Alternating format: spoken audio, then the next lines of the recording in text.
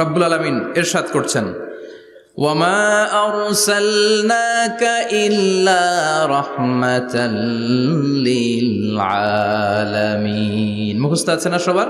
পড়েন, ওয়ামা আরসালনাকা ইল্লা রাহমাতাল লিল আলামিন। সূরাতুল আম্বিয়ার ছোট্ট একটা আয়াত, যে সূরাটা আল্লাহ তাআলা নবীদের জন্য ডেডিকেট করেছেন। এখানে আল্লাহ বলছেন, ওমা আরসালনাকা ইল্লা রাহমাতাল লিল আলামিন, I have sent you as a mercy, as a rahmah, as a barakah, as a blessings for the whole world, for the entire world. ও নবী, আপনি গোটা বিশ্বের জন্য রহমত, শুধু মানব গোষ্ঠীর জন্য না, শুধু দানব গোষ্ঠীর জন্য না, জিনদের জন্য না, প্রাণীকুলদের জন্য না, শুধু ফেরেশতাদের জন্য না, গোটা বিশ্বের জন্য বিশ্বনবীকে রহমত বানিয়ে পাঠিয়েছে কে? সবার জন্য রহমত। খোশ মেজাজের মানুষ ছিলেন, নরম দিলের মানুষ ছিলেন। ফাবিমা রাহমাতিম মিনাল্লাহি লিনতা লাহুম ওয়ালাউ কুনতা ফাযযান গালিযাল কলবি লানফাদ্দু মিন হাওলিক। আল্লাহ বললেন, ও নবী, আপনার হৃদয়টা বড় নরম, সফট হার্টেড মানুষ আপনি, কোমল হৃদয়ের মানুষ আপনি, খোশ মেজাজের মানুষ।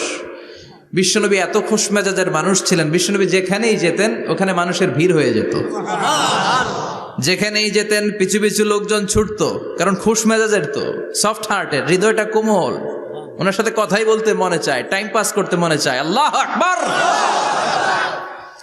বাচ্চাদের জন্য রহমত। ছোট বাচ্চারা বিশ্বনবীর সামনে যদি কখনো চলে আসতো, বিশ্বনবী ওনার কোমল হাতটা বাচ্চাদের মাথার মধ্যে হাত বুলিয়ে দিতে। এমন কোন বাচ্চা বিশ্বনবীর সামনে দিয়ে ক্রস করতে পারতো না যে বাচ্চার মাথায় বিশ্বনবী হাত বুলাতেন না। নাতিদেরকে অনেক আদর করতেন। হাসান আর হুসাইন রাইহানাতাইন, বিশ্বনবীর সুগন্ধি। হাসান বিশ্বনবীর কোলে উঠলে সাইয়েদনা হুসাইন কোলে ওঠার জন্য কান্না করতেন, আবার হুসাইন কোলে উঠলে হাসান কান্না করতেন। আবার সাইয়েদনা হাসান বিশ্বনবীকে ঘোড়া বানিয়ে বিশ্বনবীর পিঠের উপরে বসে বিশ্বনবীর চুল ধরে টেনে টেনে খেলা করতে। বিশ্বনবী ঘোড়া, আর ঘোড়ার বাদশা হচ্ছে হাসান। সুবহানাল্লাহ পড়বেন না? কি খুনসুটি, কি সম্পর্ক! স্ত্রীদের সাথে ভালো আচরণ, কম্প্যানিয়ন্স যারা আছে সাথীদের সাথে ভালো আচরণ, সবার সাথে ভালো আচরণ, সবার জন্য রহমত। এজন্য আল্লাহ বললেন, ওয়ামা আরসালনাকা ইল্লা রাহমাতাল লিল আলামিন, I have sent you as a mercy for the entire universe. ও নবী, আপনি সবার জন্য রহমত, আপনি সবার জন্য কল্যাণ। আপনার মধ্যে রহমতের বাড়িধারা এত বেশি, আপনি হ্যাঁ বললে শরীয়তের হুকুম হালাল হয়ে যায়, আপনি না বললে শরীয়তের হুকুম হারাম হয়ে যায়। আবার আপনি আঙ্গুল তুললে চাঁদ দুই ভাগ হয়ে যায়, জমিন থেকে পা তুললে আপনি আকাশে মেরাজে চলে যান। কি স্ট্যাটাস! কুড ইউ ইমাজিন কি স্ট্যাটাস আল্লাহ ওনাকে দিয়েছে। উনি হ্যাঁ বললে এটা হালাল, কারণ কোনটা হালাল কোনটা হারাম এটা ওনার কাছ থেকে জেনেছে। উনি যদি বলে ইয়েস, করতে পারবেন আপনারা, হালাল, কোটি কোটি মানুষের জন্য পারমিসিবল, লিগাল। উনি যদি বলেন নো, আমাদের সবার জন্য এটা হারাম, কোটি কোটি মানুষ আর করতে পারবো না। আঙ্গুল তুলেছেন, চাঁদ দুই ভাগ হয়েছে, পা তুলেছেন, মেরাজে চলে গিয়েছে। আল্লাহু আকবার। তার মানে এমন নবী যে নবীর হা এবং না এগুলো শরীয়তের দলিল, ঠিক কিনা? এ নবী এমন নবী, এ নবীরে বাদ দিলে কোরআন বোঝা যায় না, এ নবীরে বাদ দিলে হাদিস বোঝা যায় না, এ নবীরে বাদ দিলে নামাজ বোঝা যায় না, ঠিক কিনা? কারণ কেমন করে নামাজ পড়তে হবে এই নবী আমাদেরকে হাতে কলমে শিখিয়েছে। সল্লু কামা রাআইতুমুনি উসাল্লি, আমি যেমনি সালাত পড়ি তেমনি পড়ো। বিশ্বনবী যেমন শিখিয়েছেন তার বাইরে অন্য কোন নিয়মে সালাত পড়লে হবে নাকি? কথা বলেন। ফজরের সালাত 2 রাকাত, আপনি যদি পড়েন 3 রাকাত, কবুল হবে নাকি? 4 রাকাত পড়লে, 6 রাকাত, 12 রাকাত এরকম পড়লে মায়ের আসানা নাই, কবুল হবে না। অনেক বেশি পড়েছেন, সময়ও দিয়েছেন বেশি, কবুল হবে না। কেননা বিশ্বনবী যেভাবে শিখিয়েছে ওইভাবে পড়েন নাই তো, ঠিক কিনা? আবার বিশ্বনবী যেমন রোজা রেখেছেন তেমন রাখতে হবে। কেমন করে রোজা রাখতে হয় বিশ্বনবী শেখালেন। ফজর থেকে শুরু করে সন্ধ্যা পর্যন্ত রোজা রাখবেন। আপনি সকাল থেকে শুরু করে আসর পর্যন্ত রেখে আসরের পর ইফতারি করলে হবে নাকি? কথা বলেন। কারণ বিশ্বনবীর পদ্ধতিতে হয় নাই। আবার এই নবীকে বাদ দিলে হজ বোঝা যায় না, কেননা এই নবী কেমন করে হজ করতে হয় আমাদেরকে শিখিয়েছেন। বিশ্বনবী ওনার পুরো জীবনে 4টা উমরা করেছেন, একটা মাত্র হজ করেছেন। আর বলেছেন খুযু আন্নী মানাসিকাকুম, কেমন করে হজ করতে হয় আমার কাছ থেকে তোমরা শিখে নাও। হজের সিস্টেম কি আমার থেকে শিখে নাও। মাত্র একবার হজ করেছেন, তাতেই হজের সব আহকামগুলো আমাদের কাছে ক্রিস্টাল ক্লিয়ার, স্বচ্ছ কাচের মতো, স্ফটিক কাচের মতো, স্বচ্ছ পানির মতো এত সুন্দর তিনি বর্ণনা দিয়েছেন। এই বর্ণনার উপর ভিত্তি করে লক্ষ লক্ষ মানুষ গোটা বিশ্ব থেকে কাবার প্রান্তরে জমা হয়, ঠিক কিনা? মাসাবাতান লিন্নাসি ওয়া আমনা, গোটা বিশ্বের মানুষের মিলন কেন্দ্র। আপনি যখন মসজিদুল হারামে যাবেন, মসজিদে নববীতে যাবেন, দেখবেন আজান হয়ে গেলে লক্ষ লক্ষ মানুষ কাবার দিকে ছুটে, ঠিক কিনা? আজান হওয়ার সাথে সাথে শারে আল হিজরা দিয়ে, জারওয়াল দিয়ে, গাজ্জা দিয়ে, আজিয়াদ রোড দিয়ে পঙ্গপালের মতো মানুষগুলো কাবা কেন্দ্রিক হতে শুরু করে। কারণ কাবা হচ্ছে অ্যাসেম্বলি পয়েন্ট, গ্যাদারিং পয়েন্ট, এটা মিলন কেন্দ্র। এই কাবাকে কেন্দ্র করে প্রতিদিন লক্ষ লক্ষ মানুষের মিলন মেলা বসে। চিল্লায় বলেন ঠিক কিনা? কেমন করে হজ পালন করবেন বিশ্বনবী শেখালেন। কারণ বিশ্বনবীরে বাদ দিলে হজ বোঝা যায় না। তার মানে বুঝলাম উনি হ্যাঁ বললে হালাল, না বললে হারাম। উনারে বাদ তো কোরআন বাদ, উনি বাদ তো হাদিস বাদ। কথা বলেন। উনি বাদ তো নামাজ বাদ, উনি বাদ তো রোজা বাদ, উনি বাদ তো হজ বাদ। এজন্য উনারে বাদ দিলে কোরআন বোঝা যায় না, নামাজ বোঝা যায় না, উনারে বাদ দিলে হজ বোঝা যায় না।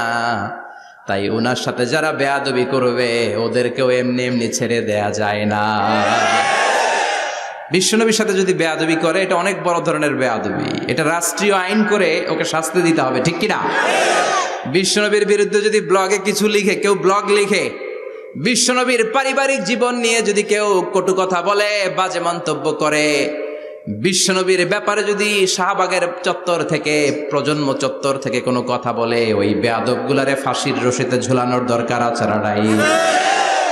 Very sensitive issue. বিশ্বনবীর সম্মান গোটা উম্মার সম্মান। কারণ বিশ্বনবী বাদ তো পুরো ইসলাম বাদ। এজন্য আমার নবীর বিরুদ্ধে কথা বললে ওর সাথে আমাদের কোনো কথা নাই। চিল্লায় বলেন ঠিক কিনা? এই সেন্সিটিভ ইস্যুতে আমরা সবাই এক। এখানে জামাত ইসলাম নাই, হেফাজত ইসলাম নাই, তাবলীগ নাই, আলিয়া নাই, কওমি নাই। বিশ্বনবীর সাথে বেয়াদবি করলে ওগুলোকে রাষ্ট্রীয়ভাবে ফাঁসি দেওয়ার দরকার, শাস্তি দেওয়ার দরকার আছে না নাই?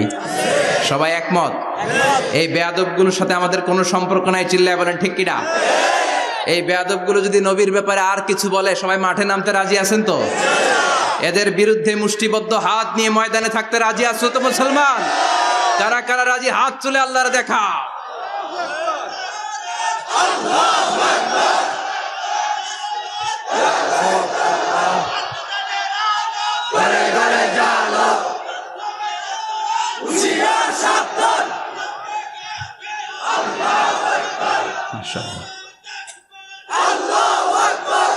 আল্লাহ তুমি কবুল করো। বিশ্বনবীর ভালোবাসা যেন আমরা অন্তরে রাখতে পারি, তুমি তৌফিক দাও। বিশ্বনবীর অনুসরণ এবং ভালোবাসা ছাড়া আল্লাহকে পাওয়া যাবে? আল্লাহকে যে পাইতে চায় হাজরাতের অনুসরণে, আরশ কুরসি লৌহ কালাম না চাইতে পেয়েছে সে। হাজরাতের অনুসরণে আরশ কুরসি লৌহ কালাম না চাইতে পেয়েছে সে। সুবহানাল্লাহ পড়েন। এজন্য আল্লাহ বললেন, নবী আপনাকে আমি গোটা বিশ্বের মানুষের জন্য রহমত করে পাঠালাম।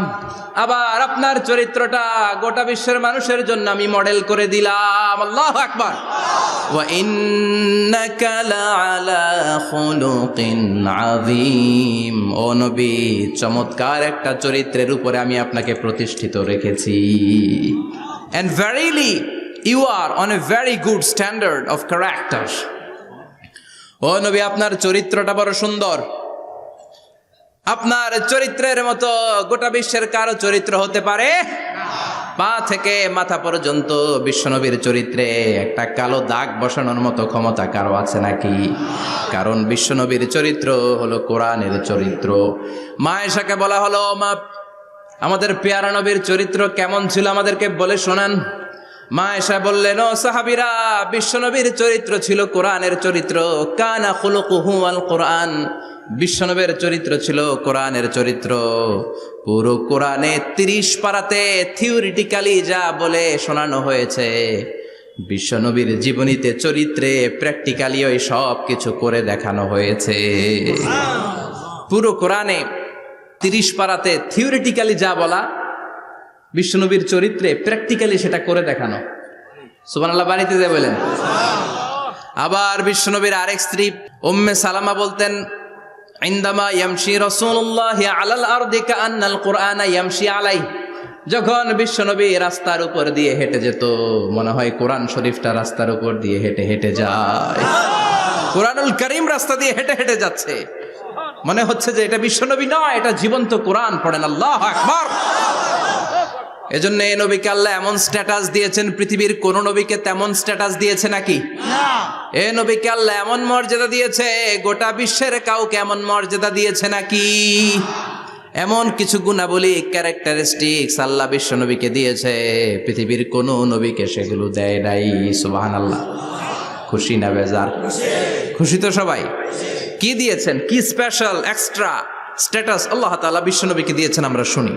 এক নাম্বার স্ট্যাটাস হলো সাহিবু শাক্কিস সাদর। বিশ্ব নবীর সিনা চাক হয়েছে, পৃথিবীর কোন নবীর সেটা হয় নাই। সুবহানাল্লাহ। 2 বার হয়েছে এটা বিশ্ব নবীর জীবনে। হালিমাতু সাদিয়ার বাড়িতে যখন দুধ পান করতে গিয়েছিল তখন হয়েছিল, আবার মেরাজের রাতে হয়েছিল। উম্মে হানির ঘর থেকে চলে সাইয়েদনা জিবরাইল বিশ্ব নবীকে হাতিমে কাবায় শুইয়ে দিলেন। এরপর গলার নিচ থেকে শুরু করে নাভি পর্যন্ত বুকটা কেটে ফেললেন, বিশ্বনবীর হৃদয়টাকে বের করলেন, জামজামের পানি দিয়ে ধৌত করলেন, আবার পেটের ভেতরে হৃদয়টাকে ঢুকিয়ে দিলেন। দিস ইজ কল্ড শাক্কে সাদার। উর্দু ফার্সিতে বলে সিনা চাক, ইংরেজিতে বলে ওপেন হার্ট সার্জারি। সুবহানাল্লাহ পড়বেন না? আমাদের অনেকের ওপেন হার্ট সার্জারি হয় না, গলা থেকে নাভি পর্যন্ত কাটা, সেলাই করে দিলে আবার বাঁচে। এটা বিশ্বনবীর সিনা চাক থেকে আবিষ্কার হয়েছে। পড়েন আল্লাহু আকবার। যে সমস্ত সাহাবারা বিশ্বনবীকে খালি গায়ে দেখেছে, উদম গায়ে দেখেছে, তারা বর্ণনা করেছে 2টা কাপড় মাঝখান দিয়ে সেলাই করলে যেমনি দাগ দেখা যায়, আমরা বিশ্বনবীর গলা থেকে নাভি পর্যন্ত এরকম সেলাইয়ের দাগ দেখতে পেয়েছি। শাক্কুস সাদর, special status of the last Messenger Muhammad সাল্লাল্লাহু।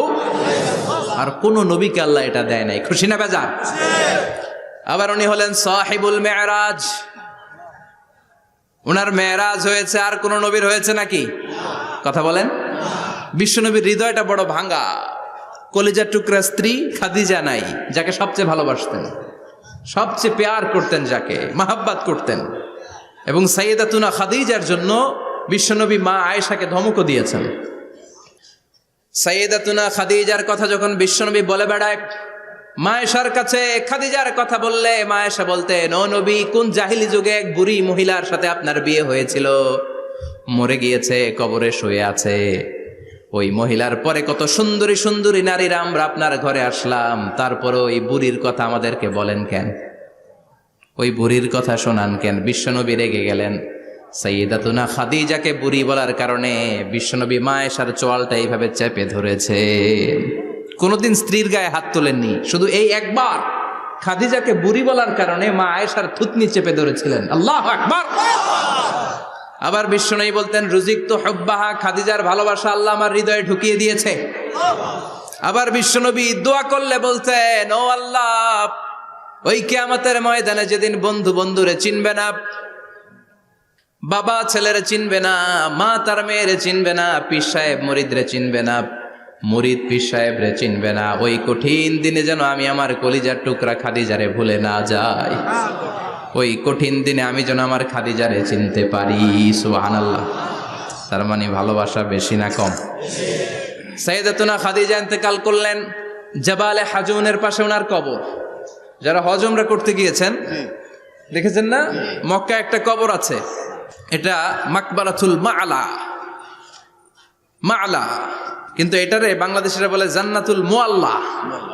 কি বলে? এটারে জান্নাতুল মুআল্লা বলবেন না, কারণ এই কবরস্থানে অনেক কাফির মুশরিকেরও কবর আছে, তো ওদের কবরস্থান কি জান্নাত হইতে পারে? এটাকে মাকবারা বলবেন। মাকবারা মাআলা বা মুআল্লা, আর মদিনায় হচ্ছে মাকবারাতুল বাকিয়া।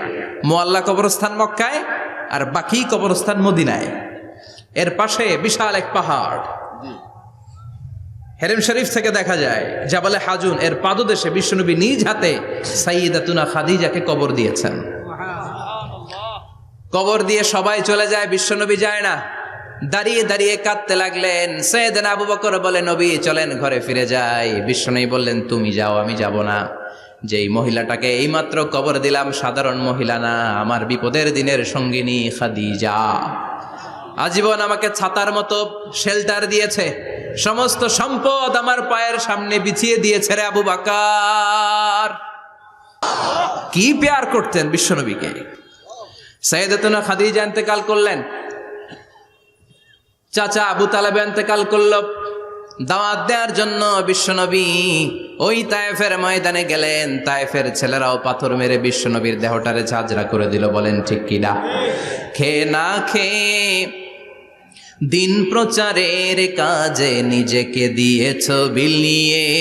তায়েফের কাফিরেরা চিনল না সে আলো, দুষ্ট ছেলেদের পিছু দিল লেলিয়ে। পাথরের আঘাতে ক্ষত বিক্ষত হয়ে সারা শরীর থেকে রক্ত ঝরে। হে রাসূল তোমাকে ভুলি আমি কেমন করে, হে রাসূল তোমাকে ভুলি আমি কেমন করে। ঠিক কিনা? খাদিজা নাই, আবু তালেব নাই। তায়েফে যে মার খেয়ে আসলেন, অন্তরটা একেবারে ভাঙা, আর মন বসে না, কিচ্ছু ভাল লাগে না। বিশ্বনবীর মনের ভেতরে হাহাকার। বিশ্বনবীর মনে হলো ডানে বায়ে দুনিয়ায় আমার মনে হয় কেউ নাই। বিশ্বনবী দুনিয়ায় বসে কষ্ট পায়, আরশের উপর থেকে এগুলো দেখে কে? আল্লাহ প্ল্যান করছেন কেমন করে আমার বন্ধুর মনটারে ভালো করা যায়। বিশ্বনবীকে স্পেশাল সারপ্রাইজ দেওয়ার জন্য আল্লাহ প্ল্যান করলেন। জিব্রাইল ডেকে বললেন, ও জিব্রাইল, আমার পেয়ারা নবীকে স্পেশাল সারপ্রাইজ দিব, কিন্তু এই সারপ্রাইজের গিফটটা তোমার হাত দিয়ে আমি দিতে চাই না, তুমি দিয়ে আসলে হবে না। আমার পেয়ারা নবীকে দুনিয়া থেকে টান দিয়ে আমার আরশের উপরে নিয়ে আসো। সাহিবুল মেরাজ, যেই নবীর মেরাজ হয়েছে আর কোন নবীর হয় নাই। এই মেরাজ করতে যে কত কাণ্ড, কত প্ল্যান প্রোগ্রাম আল্লাহর। টাইমের স্পিডকে আল্লাহ থামিয়ে দিলেন। মক্কা থেকে উঠিয়ে বিশ্বনবীকে এক মরুভূমিতে রাখা হলো রাতে। বললেন দোয়া করেন। দোয়া করে বিশ্বনবী বললেন, ভাই জিবরাইল, এটা কোন জায়গা, কোথায় দোয়া করব? সাইয়েদনা জিবরাইল বলেন, নবী কিছুদিন পরে এই জায়গায় আপনি হিজরত করে আসবেন, এই জায়গার নাম ইয়াসরিব, মদিনা। দোয়া করলেন। আবার সেখান থেকে তুলে এক পাহাড়ে রাখা হলো, নবী দোয়া করেন। দোয়া করে নবী বললেন, এটা কোন পাহাড়? অন্ধকার, আমি তো কিছু চিনি না। সাইয়েদনা জিবরাইল বললেন, নবী এটা সাধারণ পাহাড় নয়, এই পাহাড়ের কথা আল্লাহ কোরআনে বলেছেন, এই পাহাড়ের কসম আল্লাহ কোরআনে খেয়েছেন। এই পাহাড়টা হলো আপনার ভাই মুসার পাহাড়, তুর পাহাড়। তুর পাহাড়ে তিনি দোয়া করলেন। কত কিছু করে বিশ্বনবীকে আল্লাহর আরশে নিয়ে যাওয়া হলো। সাহিবুল মেরাজ।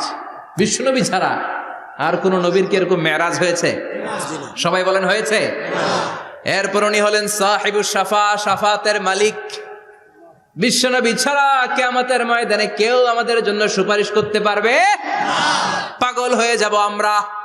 সূর্যটা মাথার কাছে, ক্ষুধায় তৃষ্ণায় জিহ্বাটা কুকুরের মতো বের হয়ে ঝুলতে থাকবে। মাথার মগজগুলো গলে গলে নাকের ছিদ্র দিয়ে, কানের ছিদ্র দিয়ে বেয়ে বেয়ে পড়তে থাকবে। বাবা ছেলের দেখলে দিবে দৌড়, বলবে চিনি না, ইয়া নাফসি, আল্লাহ আমারে বাঁচাও। ঠিক কিনা? পীর সাহেব মুরিদ রে বলবে চিনি না, মুরিদ পীর সাহেব রে বলবে চিনি না, ভাই ভাই রে চিনবে না। সব নবী আর সব উম্মতের একটাই জিকির, ইয়া নাফসি, ইয়া নাফসি। নবীও জিকির করে ইয়া নাফসি, উম্মতও জিকির করে। সবাই সাইয়েদনা আদম রে ধরবে, সাইয়েদনা আদম বলবে আমি পারবো না। নূহের কাছে যাও, সাইয়েদনা নূহ বলবে পারবো না। ইব্রাহিমের কাছে যাও, সাইয়েদনা ইব্রাহিম বলবে পারবো না। মুসা আলাইহিস সালামের কাছে যাও। মুসা আলাইহিস সালাম বলবেন পারবো না। ঈসা আলাইহিস সালামের কাছে যাও। সাইয়েদনা ঈসা আলাইহিস সালাম বলে এত জায়গায় ঘুরে লাভ নাই, জায়গা মতো যাও মিয়া, জায়গা মতো যাও। মাকামে মাহমুদে বিশ্বনবীকে সেজদায় পড়ে থাকতে দেখবা। ওই নবী ছাড়া আজকের এই ভয়ঙ্কর আমাদের সবার বিপদের দিন, এই বিপদের দিনে আল্লাহর সামনে দাঁড়িয়ে কথা বলার মতো সাহস আজকে কারো নাই। বিশ্বনবী কাঁদতে থাকবেন, সেজদায় পড়ে কাঁদবেন। সবার জিকির ইয়া নাফসি ইয়া নাফসি, বিশ্বনবীর জিকির ইয়া উম্মতি। কাঁদতে কাঁদতে নবী আমার বেহুশ, সবাই বিশ্বনবীর চারদিকে দাঁড়িয়ে থাকবে গোল হয়ে। আমার নবী মাকামে মাহমুদে সেজদায় পড়ে থাকবে। বিশ্বনবীর কান্না দেখে আল্লাহর সহ্য হবে না। আল্লাহ বলবে না নবী ইরফা রাসাক, মাথা উঠান, আর সইতে পারি না। সাল তুতা, এবার চান, কি লাগবে আপনার সব দেব। ওয়াশফা তুশাফা, যার জন্য সুপারিশ করবেন তাকেই জান্নাত দিয়ে দেব। বিশ্বনবী বলেন লিকুল্লি নবিয়িন দাওয়া মুস্তাজাবা, সব নবীর দুনিয়াতে একটা স্পেশাল দোয়া ছিল, এটাকে বলে দাওয়া মুস্তাজাবা। এই দোয়াটা করলেই কবুল করে নিয়েছে কে? আল্লাহ।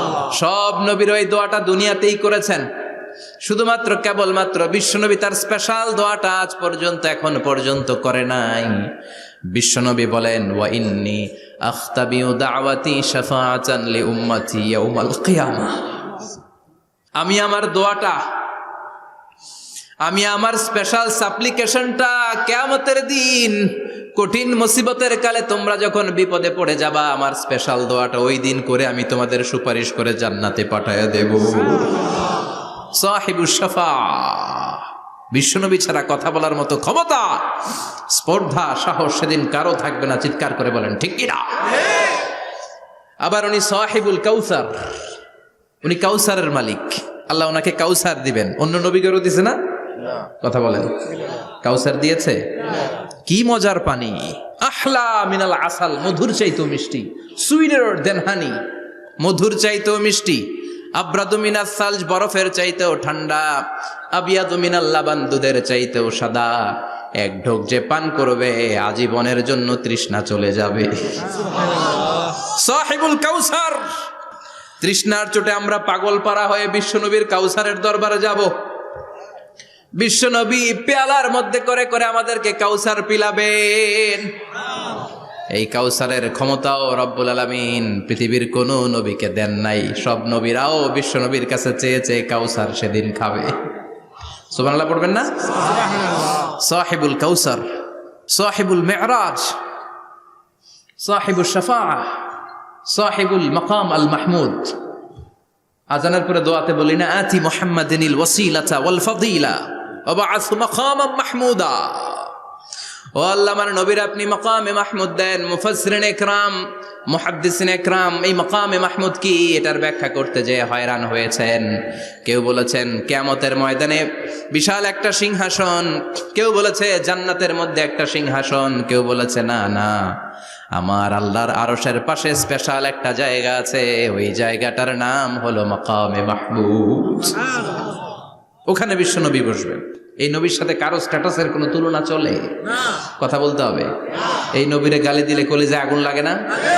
এই নবীর বিরুদ্ধে কথা বললে মুসলমান সইতে পারে? এমন স্ট্যাটাস হলো আল্লাহ বানালেন, এত মর্যাদা আল্লাহ দিলেন, এত সম্মান দিলেন, গোটা বিশ্বের কোন নবীরে দেয় নাই।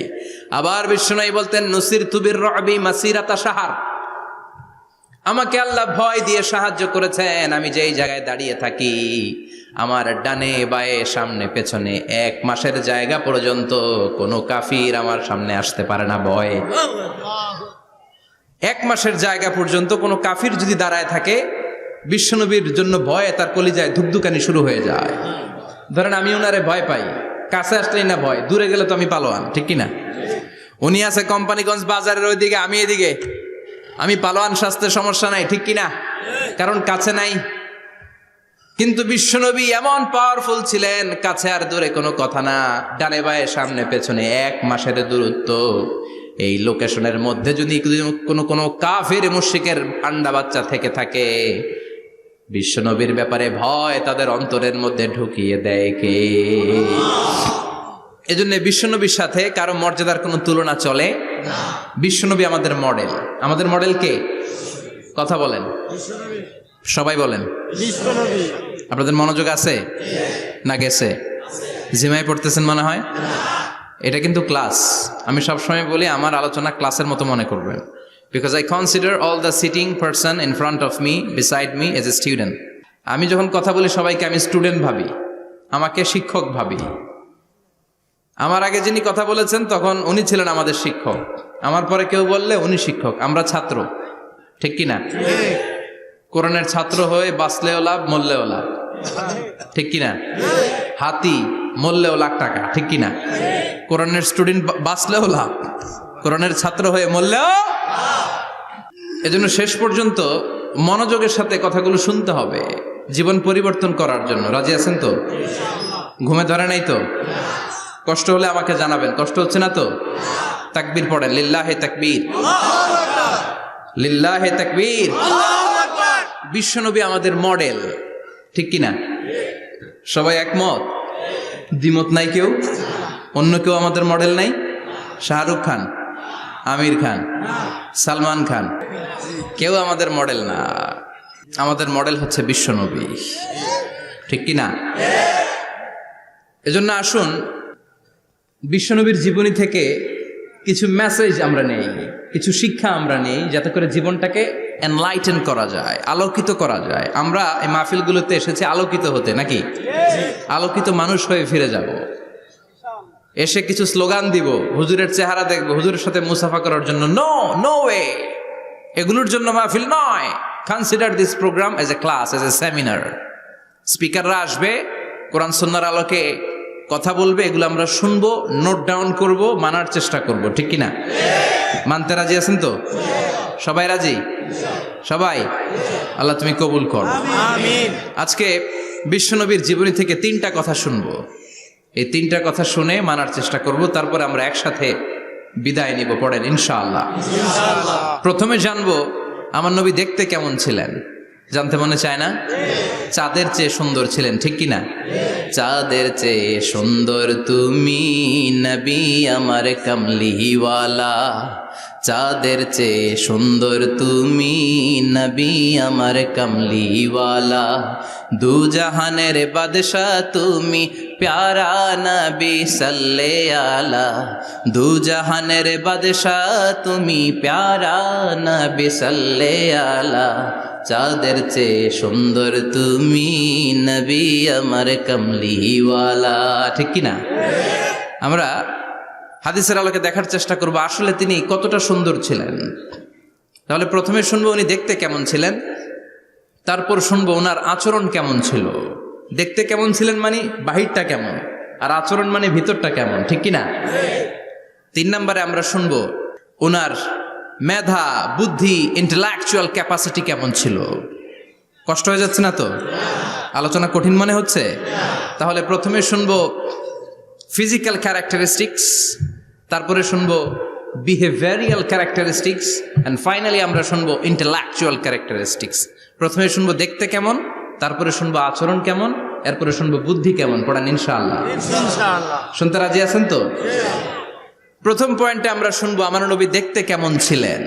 বিশ্বনবী ঈসা ইসলাম দেখতে অনেক সুঠাম একজন মানুষ ছিলেন, শক্তিশালী একজন পুরুষ ছিলেন, অসাধারণ একজন পার্সোনালিটি ছিলেন, ঠিক কিনা? উনি এত শক্তিশালী ছিলেন, বিশ্বনবী বলতেন আমার ডান হাতের ভেতরে আল্লাহ জান্নাতের 40 জনের শক্তি ঢুকিয়ে দিয়েছে। উনি মক্কার সবচেয়ে বড় কুস্তিগির রুকানাকে ধরে মাটিতে 3 বার আছাড় মেরেছেন। শক্তি বেশি না কম? সুবহানাল্লাহ পড়বেন না? যৌবনকে ধরে রাখতে হবে, ঠিক কিনা?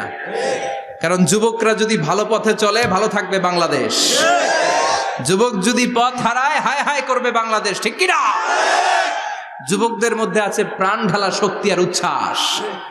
তাদের গায়ের রক্ত গরম, তারা চাইলে অনেক কিছু করতে পারে। এই যে কিছুদিন আগে কোটা বিরোধী আন্দোলন হলো, নিরাপদ সড়ক চাই আন্দোলন হয়েছে না? আমি অবাক হয়েছে। আমি মালয়েশিয়াতে ছিলাম, ছোট্ট ছোট্ট ছেলে মেয়েরা কেমন করে রাস্তায় চলতে হয়। দুঃখজনক হলেও সত্যি, আমাদের পুলিশ পোশাকি বাহিনী করে দেখাইতে পারে নাই। ছোট্ট ছোট্ট শিশুরা আমাদেরকে লজ্জিত করেছে, চিৎকার করে বলেন ঠিক কিনা? কিন্তু এত সুন্দর ইনিশিয়েটিভ নেয়ার পরে আমাদের পক্ষ থেকে যে আচরণ পাওয়ার কথা ছিল এটা তারা পায় নাই। কথা বলেন। কিছুদিন আগে নোয়াখালী বিজ্ঞান ও প্রযুক্তি বিশ্ববিদ্যালয়ে আমি দেখে অবাক, সেখানকার যুবকরা ইনিশিয়েটিভ নিয়েছে যে হাজার হাজার ছেলেমেয়েরা ভর্তি পরীক্ষা দিতে আসবে, এদেরকে আমরা ফ্রিতে খাওয়াবো, ফ্রিতে থাকতে দেব। নোয়াখাল্লা করে গালি দিয়েন না, আগে আগমত করে দেখান। অসাধারণ কাজ করেছে, গোটা বিশ্ব দেখেছে, ঠিক কিনা? কুমিল্লার সন্তানরাও পারে, চট্টগ্রামের ছেলেরাও পারে, বরিশালের ছেলেরাও পারে। যুবকদেরকে শুধু এক হতে দেয়া দরকার। যুবকরা যদি এক হতে পারে তাহলে সমাজে আর কোনো অন্যায় অনাচার থাকতে পারে না। বিশ্বনবী যখন যুবক একটা সংগঠন করেছিলেন, নাম হালাফুল ফুদুল। হালাফুল ফুদুল করেছিলেন, ওনার বয়সের 15-20 বছরের সবাইকে এক প্ল্যাটফর্মে নিয়ে এসেছেন, হাতে হাত রেখে শপথ করেছেন, দে টুক অ্যান ওথ, কোনো টেন্ডারবাজি চলবে না, চাঁদাবাজি চলবে না, মাস্তানি চলবে না, ইফটিজিং চলবে না, মেয়েদের ওন্না ধরে টানাটানি চলবে না, খাদ্যে ভেজাল চলবে না, ওজনে কম চলবে না, অন্যায়গুলো সমাজ থেকে দূর করে দিতে হবে। চিৎকার করে বলেন ঠিক কিনা? এজন্য যুবকরা যদি ইসলাম মানে ভালো থাকবে বাংলাদেশ, যুবকরা যদি কোরআন মানে নিরাপদে থাকবে আমার লাল সবুজের পতাকা। এজন্য যুবকদেরকে সংঘবদ্ধ হতে হবে, যুবকদের জন্য ইসলাম প্র্যাকটিস করার সুযোগ আমাদের জন্য বাড়াইতে হবে। এজন্য যুবক ভাইয়েরা অলওয়েজ কিপ ফিট, এক্সারসাইজ করবা, খেলাধুলা করবা, জিমনেশিয়ামে যাবা, কারণ আল মুমিন আল কবি খায়রুম মিনাল মুমিন আদ দাঈফ। বিশ্বনবী বলেছেন শক্তিশালী মুমিন দুর্বল মুমিনের চাইতে আল্লাহর কাছে অনেক বেশি প্রিয়। সুবহানাল্লাহ। কারণ আমরা যারা দুর্বল, জিহাদের ময়দানে আমরা এক দৌড় দিয়া বেহুশ, ঠিক কিনা? এই যে 71 সালে পাক হানাদার বাহিনীদের সাথে যুদ্ধ করছে কি বুড়া মানুষেরা? না, আমার দামাল ছেলেরা, যুবক ভাইয়েরা। বিশ্বনবী সাল্লাল্লাহু আলাইহি ওয়াসাল্লাম অলওয়েজ ফিট থাকতেন। ওয়া কানা কাফফুহু আলিয়ানু মিনাদ দিবাজ। বিশ্বনবীর হাত, এই হাতের তালু রেশমের কাপড়ের চেয়ে বেশি সফট ছিল।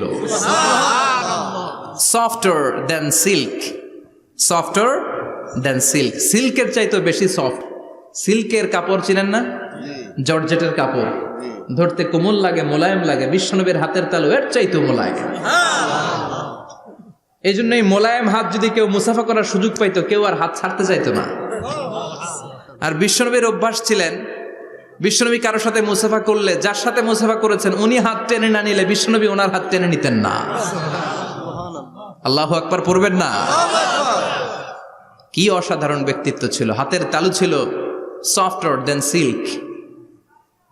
وكان ربعة من القوم ليس بالطويل ولا بالقصير. বিশ্বনবী দেখতে একজন মাঝারি গড়নের লোক ছিলেন, খুব লম্বাও না খুব খাটোও না। খুব বেশি লম্বাদেরকে ভাল লাগে? কথা বলেন। তাকাইতে গেলে টুপি পরে যাওয়ার সম্ভাবনা আছে। খুব খাটো যারা, এদেরকেও কিন্তু দেখতে অতটা ভাল লাগে না। বিশ্বনবী ছিলেন ব্যালেন্সড, মাঝারি ধরনের। লাইসা বিত-তাবিল ওয়ালা বিল কাসির। কিভাবে আল্লাহ চুজ করেছেন ওনার পেয়ারা হাবিবকে, পড়েন সুবহানাল্লাহ। ওয়া কানা আযহারাল লাউন, ফর্সা রঙের মানুষ ছিলেন, ব্রাইট কালার। কি কালার? Bright colour. সিভি যারা লিখেন কারিকুলাম ভিটা, ওইখানে স্কিন কালার লিখতে হয়। আপনি কি ফর্সা না কালো? কালো হলে ব্ল্যাক কালার, ফর্সা হলে ব্রাইট কালার। বিশ্বনবী ছিল ব্রাইট কালার, ফর্সা রঙের মানুষ। কতটা সুন্দর ছিলেন! অনেকে বলে সাইয়েদনা ইউসুফ আলাইহিস সালাম বেশি সুন্দর। না না, বিশ্বনবী সাইয়েদনা ইউসুফ আলাইহিস সালামের চেয়ে অনেক গুণ বেশি সুন্দর ছিলেন। বিশ্বনবী বলতেন আনা মালিহুন ওয়া আখি ইউসুফু সাবিহুন। আমি বিশ্বনবী মালিহ। আলেম যারা আছেন উত্তর দেন আরবিতে। মিলহুন মানে কি? লবণ। তার মানে মালিহ মানে লাবণ্যময়। বিশ্বনবী লাবণ্যময় সুন্দর ছিলেন, আর ইউসুফ আলাইহিস সালাম সাদা সুন্দর ছিলেন। এদিকে লাবণ্যময়, এদিকে সাদা, কোনটা ভাল লাগবে? কথা কন। তার মানে বিশ্বনবীর গায়ের স্কিন ছিল ব্রাইট কালার, ফর্সা রঙের মানুষ ছিলেন, মাঝারি সাইজের মানুষ ছিলেন, সিক্স প্যাকের মানুষ ছিলেন। ওয়া কুবিদা ওয়া লাইসা ফি রাসিহি ওয়া লিহিয়াতিহি 20 শাআরা বাইদা। ইন্তেকালের আগে দাড়ি আর চুল মিলে 20টা দাড়ি চুলের বেশি পাকে নাই। সুবহানাল্লাহ পড়বেন না? দাড়ি আর চুল মিলে মোট পাকছিল কয়টা? অনেকে বলে হুজুর স্বপ্নের ব্যাখ্যা দেন, কি স্বপ্ন দেখেছেন? তিনি বললেন আমি স্বপ্নে দেখেছি একজন লোক আল্লাহ রাসূলের কবর থেকে উঠে এসেছে। তাই নাকি? উনি জানতে চাচ্ছে যে এটা আল্লাহ রাসূল কিনা। আমি বললাম চেহারা কেমন দেখেছেন? বলে হুজুর আমি দেখলাম ধবধবে সাদা দাড়ি, ধবধবে সাদা চুল। তার মানে উনি কি আল্লাহ রাসূলকে দেখেছে? না, আল্লাহ রাসূলের ধবধবে সাদা চুল ছিল না, ধবধবে সাদা দাড়ি ছিল না। এতেকালের আগে দাড়ি আর চুল মিলে পাকছিল কয়টা? কোম্পানিগঞ্জের ভাইয়েরা মনে থাকবে? দাড়ি আর চুল মিলে পেকেছিল কয়টা? কেমন করে পাকবে? উনি তো জাইতুনের তেল মালিশ করতেন। সুবহানাল্লাহ। এজন্য আল্লাহ কসম করে বললেন ওয়াত্তিনি ওয়াজ-জাইতুনি ওয়া তুরি সিনিনা ওয়া হাদাল বালাদিল আমিন। তিন ফলের কসম, জাইতুনের কসম, এই তিন জাইতুন যারা খাবে তাদের দাড়ি চুল সহজে পাকবে না। জাইতুন চিনেন? Olive oil. জলপাই আছে না, আরব দেশের জলপাইকে বলে জাইতুন। তাম্বুতু বিদ্দিহিনি ওয়া সিবগিল লিল আকিলিন। এটার অনেক কাজ। এটা খাওয়া যায়, মালিশ করা যায়, আবার এই জাইতুনের ডাল ভেঙে মেসওয়াকও করা যায়। বলেন ঠিক কিনা? বিষ্ণু বলতেন নি'মা সিওয়াকিয়া জাইতুন, জাইতুনের ডালের মেসওয়াক কতই না চমৎকার মেসওয়াক। ফাইন্নাহা সিওয়াকি ওয়া সিওয়াকুল আম্বিয়া মিন ক্বাবলি। কেননা জাইতুনের ডাল আমার মেসওয়াক, আর আমার আগে যত নবী দুনিয়া এসেছে সব নবীরা জাইতুনের ডাল দিয়ে মেসওয়াক করেছে। এই জাইতুনের তেল আপনারা বাজারে পাবেন। অলিভ অয়েল বলে জিজ্ঞেস করলে দিয়ে দিবে। কি অয়েল? এটা দাড়িতে মাখলে দাড়ি পাকে না, দেরিতে পাকে। চামড়ায় লাগালে ম্যাসেজ করলে চামড়ার ভাঁজগুলো পড়বে না, আপনার স্কিন সুন্দর থাকবে। বিশ্বনবী এটা মাখতেন। এজন্য দাড়ি আর চুল তেমন একটা পাকে নাই। আওয়াজ করে পড়তে হবে আল্লাহু আকবার। তুলুশ শাআর ইলা শাহমাতাইল উযুন। এবার শুনি বিশ্বনবীর চুল কেমন ছিল। বিশ্বনবীর চুল মাঝে মাঝে এই কানের লতি বরাবর আসতো। ইলা শাহমাতাইল উযুন মানে বড় চুল রাখতেন। হেয়ার কাটটা ছিল লং হেয়ার কাট, মাঝে মাঝে কানের লতির মাঝামাঝি, আর কখনো কখনো কাঁধ বরাবর। ইলাল মানকিবাইন, তিন সিস্টেমে রাখতেন। কানের মাঝ, কানের লতি, কাঁধ বরাবর। ইয়াংরা মহা খুশি যে বড় চুল রাখার দলিল পাইছি। সুন্নতের নিয়তে রাখতে হবে, একটা ভদ্র কাটিং হইতে হবে। আর ইউনিভার্সিটি আর স্কুলের স্টুডেন্ট হলে ইউনিভার্সিটির ড্রেস কোড, হেয়ার কাট মেনে চলতে হবে, ঠিক কিনা? আর সুন্নাতের নিয়তে যদি রাখতে চাও একটা ভদ্রতা থাকতে হবে, একটা সৌন্দর্য থাকতে হবে। ইদানিং অনেক ছেলেরা খুব অদ্ভুত কাটিং দেয়, এই হেয়ার কাটগুলো নিষিদ্ধ। একটা হেয়ার কাট আছে কাজাহ, নাহা রাসূলুল্লাহি আনিল কাজাহ। বিশ্বনবী কাজাহ কাটিং দিতে নিষেধ করেছেন। কাজাহ মানে চুলের কিছু অংশ ট্রিম করে চামড়ার সাথে লাগানো, কিছু অংশ বড় বড় এরকম আছে না নাই? এটারে আমি বলি ঘোড়া কাটিং। কি কাটিং? ঘোড়া কাটিং। ঘোড়ার মাথায় এরকম লম্বা চুল আছে না নাই? কেউ যদি এখানে থেকে থাকো মাইন্ড করো না, নেক্সটে আর এই হেয়ার কাট নিবা না, ঠিক কিনা? রাজি আছি তো?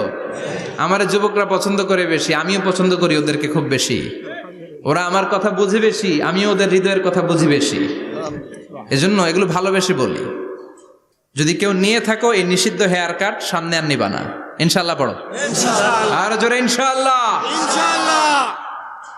ওয়া কানা ইউফাররিকু বাইনা শা'রি। চুলের মাঝখানে বিষ্ণুনবী সিঁথি করতেন। আপনারা কাজী নজরুল ইসলামের ছবি দেখেছেন? দেখবেন যে উনি মাঝখানে সিঁথি করতেন। বিষ্ণুনবী এভাবে মাঝখানে সিঁথি করে সিঁথির মাঝখানে আতর ঢেলে দিতেন। কেন ঢেলে দিতেন? যেখানেই সেজদা দিতেন ওই জায়গায় আতরের ঘ্রাণে আমোদ হয়ে যেত। আরিদুস সাদর, বুকটা ছিল প্রশস্ত। ওয়া কানা বাইনা কাতিফাইহি খাতামুন নবুওয়া, আর পিঠের মধ্যে কাজিররিল হাজালা, কবুতরের ডিমের মতো একটা মাহরুন নবুওয়া ছিল। উনি যে শেষ নবী, উনি যে প্রফেট, দ্য লাস্ট মেসেঞ্জার, এটা প্রমাণ আল্লাহ সিল মেরা দিছে। বাম দিকের কাঁধে, ডান দিকে না। কোন দিকে? সাহাবারা যারা এটা দেখেছেন তারা বলেছেন যে আমরা দেখেছি এর মধ্যে কিছু চুলও ছিল, একটু লালচে ছিল, একটু উঁচু ছিল। একদিন বিশ্বনবী বললেন, বান্দার কোনো হক আল্লাহ কোনোদিন ছেড়ে দেয় না।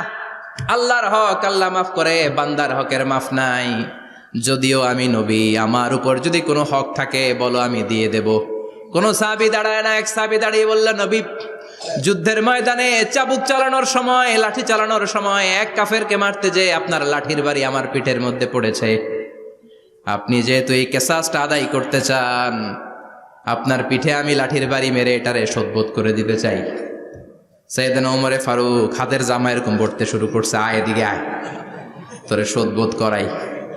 বিশ্বনবী বললেন, ওমর রাখো, এটা বান্দার হক, মিটাতে দাও। বিশ্বনবী বললেন, আসো তুমি এসে আমার পিঠে লাঠি দিয়ে চাবুক দিয়ে বাড়ি মারো। সাহাবী বলে, ও নবী, তখন দুর্ভিক্ষের সময়ের যুদ্ধ ছিল, আমাদের গায়ে জামা ছিল না। যখন আপনি আমার চাবুকটা পিঠের মধ্যে মেরেছেন, আমার পিঠে তখন জামা ছিল না। আপনি যদি যথা নিয়মে কেসাসটা আদায় করতে চান, আপনার জামাটা খুলেন, খালি পিঠের মধ্যে বাড়িটা মারিস। এবার আর ওমরে ফারুকরে ধরে কে? এদিকে আয়, তোরে দেখাইতেছি। বিশ্বনবী বললেন, ওমর থামো, মারতে দাও। বিশ্বনবী উনার জুব্বাটা উপরের দিকে উঠালেন, পিঠের মধ্যে বাড়ি দেওয়ার জন্য ওই সাহাবীকে ডাকলেন। ওই সাহাবী বিশ্বনবীকে পিছন দিক থেকে জড়িয়ে ধরে ওই মোহরে নবুয়তের মধ্যে চুমু দিয়ে ফেলেছে। সাহাবী বললেন, নবী গো, এই নাটক করার জন্য আপনি আমারে মাফ করে দিয়েন। আপনি বিশ্বনবী, উদম গায়ে আপনারে দেখা যায় না, খালি গায়ে আপনারে দেখা যায় না। শুনেছি আপনার পিঠের মধ্যে মোহরে নবুয়ত আছে, অনেক দিনের সাধনা, জল্পনা কল্পনা, আপনার মোহরে নবুয়তে আমার ঠোঁটটা আমি লাগাবো। আপনার মোহরে নবুয়তের মধ্যে আমার ঠোঁটটা লাগিয়ে আমার ঠোঁটটারে আমি জাহান্নাম থেকে পরিত্রাণ করাবো। এজন্য প্ল্যান প্রোগ্রাম করে এতক্ষণ আপনার জামাটা খুলতে বলেছি। আপনার উপরে আমার কোনো হক নাই, আমার আব্বা মা, আমার সম্পদ, আমার জীবন আপনার জন্য কোরবান গো নবী।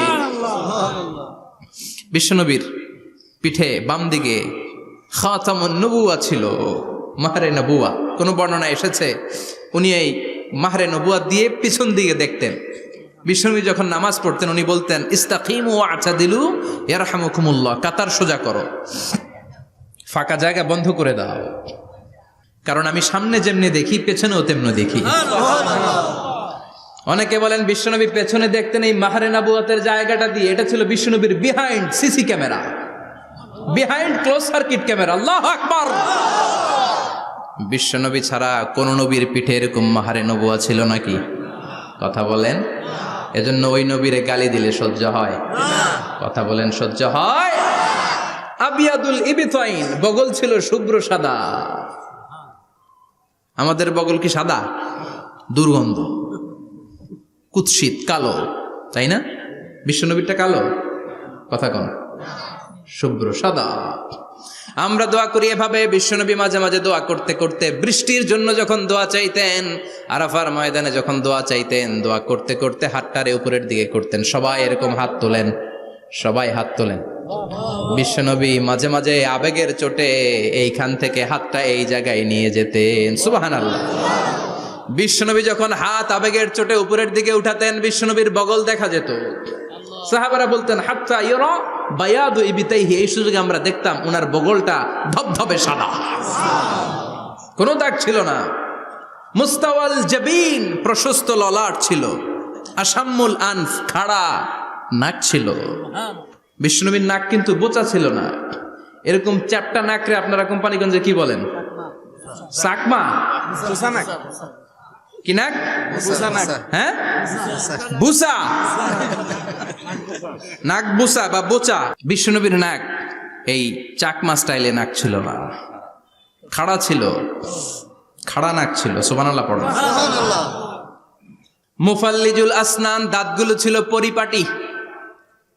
বিশ্বনবীর দাঁতের দিকে তাকালে, বিশ্বনবীর হাসির দিকে তাকালে মনে হতো হাসিতে যেন মুক্তা ঝরে। বিশ্বনবী দেখতে কেমন ছিল আন্দাজ পাচ্ছেন না মোটামুটি? এই চমৎকার দেহটা নিয়ে যখন আয়নার সামনে দাঁড়াতেন, বিশ্বনবী জোস জোস পোজ দিতেন না।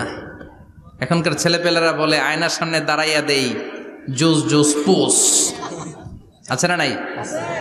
বিশ্বনবী জোস জোস পোজ দিতেন না। বিশ্বনবী আয়নার সামনে দাঁড়িয়ে বলতেন, আল্লাহুম্মা হাসানতা খালকি ফাহসিন খুলুকি। ও আল্লাহ, আমার চেহারাটা যেমনি আপনি সুন্দর বানিয়েছেন, আমার হৃদয়টারেও সুন্দর করে দেয়। What a attitude, what an attitude! কি অ্যাটিটিউড ছিল ওনার! আমরা আয়নার সামনে সেজে পড়ে দাঁড়ালে চুলকে সাইজ করি, পাং করি, স্টাইল করে ডিজাইন করি। বিশ্বনবী সুন্দর চেহারাটা নিয়ে যখন আয়নার সামনে দাঁড়াতেন বলতেন, আল্লাহ আমার চেহারাটা যেমনি সাদা হৃদয়টারও সাদা করে দেন। কিছু মানুষ আছে চেহারা সাদা হৃদয় কালো, আছে না নাই? কিছু মানুষ আছে চেহারাটা কুচকুচে কালো অন্তরটা সাদা, এমন মানুষও আছে না নাই? বিশ্বনবীর ভেতরও সাদা বাহিরও সাদা। সুবহানাল্লাহ। আর এই সুন্দর সাদা দেহ নিয়ে আয়নায় দাঁড়িয়ে পড়তেন, আল্লাহ চেহারা যেমনি সুন্দর চরিত্রটাও সুন্দর করে দেয়। এজন্য আয়নার সামনে দাঁড়িয়ে এই দোয়ার দরকার আছে না নাই? পড়তে রাজি আছেন? মনে থাকবে না মাহফিল শেষ ভুলে যাবেন? মনে থাকবে? আয়নার সামনে আপনি যখন দাঁড়াবেন, আপনার স্ত্রী যখন দাঁড়াবে, আপনার বাচ্চারা যখন দাঁড়াবে, বলে দিবেন বাবা আয়নার সামনে দাঁড়ানোর দোয়া পড়ো। কত অসাধারণ দোয়া! পড়েন আওয়াজ করে আমার সাথে, আল্লাহুম্মা হাসানতা খালকি ফাআহসিন খুলুকি, আল্লাহুম্মা হাসানতা খালকি ফাআহসিন খুলুকি। এর মানে আল্লাহ আমার চেহারাটা করেছো সুন্দর, আমার আচরণ আমার চরিত্রটাও সুন্দর করে দাও। চিৎকার করে পড়েন আমিন। তাহলে বিশ্বনবীর ব্যাপারে 3টা কথা আমরা শুনবো বলেছিলাম, প্রথমটা শুনে ফেলেছি। মানে উনি দেখতে কেমন ছিল, উনি দেখতে কেমন ছিল, এর মধ্যে আমাদের আমলের কিছু নাই, শুধু বর্ণনা করা আর শোনা আর বিশ্বনবীকে ভালোবাসা, ঠিক কিনা? কারণ উনার না খাড়া, আমার তো খাড়া নাও হইতে পারে। উনি সুন্দর, আমি তো শ্যামলা হইতে পারি, কারণ এটা আল্লাহর দেয়া পরীক্ষা, ঠিক কিনা? দ্বিতীয় পয়েন্ট থেকে আমাদের আমল শুরু। দ্বিতীয় পয়েন্ট ছিল বিশ্বনবীর আচরণগত বৈশিষ্ট্য। আমার নবীর বিহেভিয়ার কেমন ছিল, কন্ডাক্ট সিস্টেম কেমন ছিল, ম্যানার কেমন ছিল, মানুষের সাথে কমিউনিকেশনটা কেমন ছিল, ব্যবহারিক জীবনটা কেমন ছিল, এগুলো আমল করার দরকার আছে না নাই? কষ্ট হচ্ছে? কষ্ট হচ্ছে? মনোযোগ আছে তো? মনোযোগ আছে না গেছে? আমরা এবার শুনবো বিশ্বনবীর আচরণ কেমন ছিল। বিশ্বনবী যখন রাস্তা দিয়ে হাঁটতেন, ইয়ামশি হাউনান, বিনয়ের সাথে হাঁটতেন। ইয়ামশি হাউনান, রহমানের বান্দারাও বিনয়ের সাথে রাস্তা দিয়ে হাঁটে, ঠিক কিনা? ওয়া ইবাদুর রহমানিল্লাযীনা ইয়ামশুনা আলাল আরদি হাওনাও ওয়া ইযা খাতাবাহুমুল জাহিলুনা ক্বালু সালামা। রহমানের বান্দারা যখন রাস্তা দিয়ে হাঁটে, বিনয়ের সাথে হাঁটে, তারা অহংকার প্রদর্শন করে না, মানুষের সাথে বিনয়ের সাথে রাস্তা দিয়ে হাঁটে। এজন্য রাস্তা দিয়ে যখন হাঁটবো বিনয়ের সাথে হাঁটবো। রাজি আছেন তো? নাকি অহংকার প্রদর্শন করে হাঁটবেন? বিশেষ করে যুবকেরা, 3-4 জন যুবক একসাথে হলে রাস্তায় ওদের আর কারো হুঁশ জ্ঞান থাকে না, পুরো দুনিয়াটাই মনে হয় দুনিয়াটাই আমার, আছে না নাই? না, মুরব্বীকেও সম্মান করবা, মহিলাদেরকে সম্মান করবা, তোমার জায়গায় তুমি হাঁটবা, ভদ্রভাবে হাঁটবা। ভদ্রভাবে হাঁটার দরকার আছে না নাই? উনি মুরব্বী, একদিন উনিও তোমার মতো যুবক ছিল, ঠিক কিনা? এই যে আমার কালো দাড়ি আজীবন কালো থাকবে? কথা বলেন। উনার সাদা দাড়ি ছোটবেলায় মনে সাদা দাড়ি নিয়ে আসছিল না? হ্যাঁ, উনিও একদিন তাগড়া যুবক ছিল। উনিও কোম্পানিগঞ্জ বাজারে দাঁড়ালে লোকজন তাকিয়ে থাকতো, ঠিক কিনা? তার মানে রং ধরা যৌবন জং ধরে শেষ। যৌবন সব সময় থাকে না, সার্টেন একটা পিরিয়ডের জন্য আল্লাহ দিয়েছে। এজন্য যুবক ভাইরা, তোমাদের রক্ত গরম, তোমাদেরকে বিনয়ী হতে হবে বেশি, ঠিক কিনা? রাজি আছো তো সবাই? বিশ্বনবী বিনয়ের সাথে হাঁটতেন। ওয়াকানা ইয়াতাবাসসাম, সবসময় মুচকি হাসতেন। কি করতেন? মুচকি হাসেন তো আপনারা? হাসেন না? মুচকি হাসবেন, কারণ মুচকি হাসতে পয়সা লাগে না। লাগে? মুচকি হাসি দেন তো একটা। এই যে সবার এখন মুচকি হাসি, পয়সা লাগছে? কথা কর। তাবাসসুমুকা ফি ওয়াজহি আখিকা সাদাকা, you smile to your brother, it's a charity. তুমি তোমার ভাইয়ের দিকে তাকিয়ে যে মুচকি হাসবে, এত সদকা দেওয়ার সওয়াব হয়ে যাবে। সুবহানাল্লাহ। বিশ্বনবী সব সময় মুচকি হাসতেন। হাসি 3 ধরনের, তাবাসসুম, দিহক, কাহকাহা। কাহকাহা মানে অট্টহাসি, আলিফ লাইলার দত্তরা যেমন হাসি দেয় ওই হাসি। এটা নামাজের মধ্যে কেউ দিলে নামাজও শেষ, ওযুও শেষ। আর দিহক, হালকা আওয়াজে হাসি, সামান্য দাঁত দেখা যায় মাঝে মাঝে। বিশ্বনবী মজা করে এরকম হাসি দিতেন, কিন্তু সব সময় বিশ্বনবীর ঠোঁটের মধ্যে মুচকি হাসি লেগেই থাকতো। তাহলে আমরা বিনয়ের সাথে হাঁটবো, নাম্বার 1। নাম্বার 2, সবসময় মুচকি হাসবো। রাজি আছেন? ঘরে যেই স্ত্রীকে একটা মুচকি হাসি দিবেন, আজকে রাতেই দিবেন, যেই একটা মুচকি হাসি। রাজি আছেন? হ্যাঁ, ভালোবাসা বাড়াই দিবে কে? কথা কয় না। ভালোবাসার কথা আসলে আওয়াজ কমে যায়। ভালোবাসার কথাও কোরআনে আছে না নাই? আল্লাহু আকবার। আল্লাহ দাম্পত্য জীবনের ভালোবাসা তুমি বাড়িয়ে দাও। আমিন। ইযাল তাফাতা ইলতাফাতা জামিআন, ইযাল তাফাতা ইলতাফাতা জামিআন। বিশ্বনবীর যদি ডানে বায়ে কোথাও তাকানোর দরকার হতো, উনি আর চোখে তাকাতেন না। অনেকে এইভাবে বসে আছে, ডানে এমনে তাকায়, এমনে আছে না নাই? এইভাবে এমনে তাকায়, আছে না নাই? এভাবে তাকানো যাবে না। বিশ্বনবী ডানে তাকানোর দরকার হলে ইলতাফাতা জামিআন, অ্যাবাউট টার্ন, ঘুরে যেতেন, ঘুরে এইভাবে তাকাতেন। আবার বায়ে তাকানোর দরকার হলে বুকটা নিয়ে, শরীরটা নিয়ে ঘুরে যেতেন, এইভাবে তাকাতেন। সুবহানাল্লাহ পড়বেন না? আর চোখে তাকানো কি ভালো স্বভাব? বিশ্বনবী ইদাল তাফাতা ইলতাফাতা জামিআন, যেদিকে তাকাবেন ওদিকে ফুল্লি মনোনিবেশ করতেন, তারপরে তাকাতেন। সুবহানাল্লাহ পড়েন। ওয়া কানা মুস্তাহিয়ান, লাজুক ছিলেন, বেশ লাজুক। এখন সমাজে লাজুকতা নাই, লাজ শরম আমরা হারাতে বসেছি, ঠিক কিনা? বিশ্বনবী আসাদ্দ হায়াআন মিনাল আযরা ফি খিদরিহা, যেই মেয়েদের বিয়ে হয় নাই, এমন ভার্জিন নারী, কুমারী নারী যারা পর্দার ভেতরে অনেক লাজুক হয়ে বসে থাকে, বিশ্বনবী পর্দার আড়ালের ওই কুমারী নারীদের চাইতেও বেশি লাজুক ছিলেন। এত লাজুক ছিলেন, এত লাজুক ছিলেন, লজ্জা পেলে চেহারাটা বিশ্বনবী লাল হয়ে যেত। ছোট্টবেলায় হালিমাতুস সাদিয়ার বাড়িতে যখন দুধ খেতে গিয়েছিলেন, বিশ্বনবীর দুধমা হালিমাতুস সাদিয়া বলে, এই কুরাইশি মোহাম্মদ ছেলেটাকে কখনো কাঁদতে দেখি নাই। ক্ষুধা লাগলেও কাঁদে না, ব্যথা পেলেও কাঁদে না, শুধু লজ্জাস্থানের জায়গা থেকে কাপড়টা একটু সরে গেলে ছোট্ট মোহাম্মদ চিৎকার দিয়ে ওঠে। কি বোঝে সে?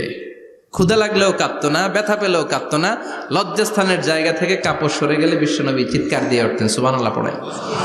এজন্য লজ্জা শরমের দরকার আছে না নাই? ইযা লাম তাস্তাহি ফাসনা মা শিতা, যদি লজ্জা শরম না থাকে যা মন চাই তাই করতে পারো। এটা আমাদের বাংলাদেশে ব্যাপক, লাজ শরম কিচ্ছু নাই। এজন্য লাজুকতার বড় দরকার। যেখানে যার বসা দরকার সে সেখানে যাবে। কিয়ামতের আগে যেই লোক যেই চেয়ারে বসার দরকার ওই লোক ওই চেয়ারে বসবে না। এটা হলো কিয়ামতের আলামত। জোরে কোন ঠিক কিনা? সভাপতি হওয়ার যোগ্যতা নাই, সভাপতি হয়, আছে না নাই? সেক্রেটারি হওয়ার যোগ্যতা নাই, সেক্রেটারি হয়, এরকম সমাজে আছে না নাই? নেতা হওয়ার যোগ্যতা নাই, নেতা হয়, আছে না নাই? সবগুলো কিয়ামতের আলামত। আমার বিশ্বনবী এমন লাজুক ছিলেন, বিশ্বনবীর মতো এমন লাজুক নবী আর কেউ ছিল নাকি? কথা বলেন। ওয়াকানা আসহাবুল মাইমানা, বিশ্বনবী ডানপন্থী ছিলেন। কি পন্থী? কি পন্থী? মুষ্টিবদ্ধ ডান হাতটাকে এরকম উপরের দিকে করেন আর চিৎকার করে বলেন, বিশ্বনবী কোন পন্থী ছিল? আমরা কোন পন্থী? জান্নাতে কারা ঢুকবে? কোন বামপন্থীর স্থান জান্নাতের ভেতরে হবে? চিৎকার করে বলেন, কোন নাস্তিক জান্নাতে ঢুকতে পারবে? এজন্য নবীদের মতো ডানপন্থী হতে হবে। জোরে কোন ঠিক কিনা? বিশ্বনবী সব ভালো কাজগুলো ডান দিক দিয়ে করতে পছন্দ করতেন। জামা পরলে ডান দিক দিয়ে, খাবার বিতরণ করলে ডান দিক দিয়ে, মুসাফা করা শুরু করলে ডান দিক দিয়ে, ডান দিক দিয়ে ভালো কাজ বিশ্বনবী পছন্দ করতেন। সুবহানাল্লাহ পড়েন। আসহাবুল মাইমানা, বিশ্বনবী মেহমানদারি করতে পছন্দ করতেন। আমরা করি তো? মেহমানদারি করান? মেহমান ঘরে আসলে ভালো লাগে? খারাপ লাগে কার কার দেখি? সবার ভালো লাগে, কিন্তু আমরা অনেকে খুশি হই না। মেহমান আসলে নাখোশ হই, নিজে খাইতে পাই না। মেহমান আইছে কে? খাওয়ামো করতে, খাওন নাই, যেন ও খাওন বানাইছে। খাওন পাঠায় কে? আল্লাহ। রিজিক দেয় কে? আল্লাহ। গোটা বিশ্বের সবাই মিলে আমরা একটা চাল বানাতে পারবো নাকি? ও মিয়া চাইনিজ চাউল না, চাইনিজ ডিম না, ওগুলা সবাই পারে, ঠিক কিনা? আল্লাহর বানানো ন্যাচারাল চাল, গাছের মধ্যে হওয়া যেই চাল, ধান আল্লাহ তৈরি করেছে, এরকম ধান, এরকম একটা পেয়ারা, এরকম ছোট্ট একটা কমলার টুকরা গোটা বিশ্বের সবাই মিলে বানাতে পারে নাকি? এজন্য রিজিকের মালিক কে? মেহমান আপনার রিজিকে ভাগ বসাতে আসে না, সে তো তার রিজিক নিয়ে আসে। সে আরো এসে আপনার রিজিকে বরকত ঢুকিয়ে দিয়ে যায়। চিল্লা এখন ঠিক কিনা? কারণ আমরা বরকতে বিশ্বাসী। বরকত বিশ্বাস করেন?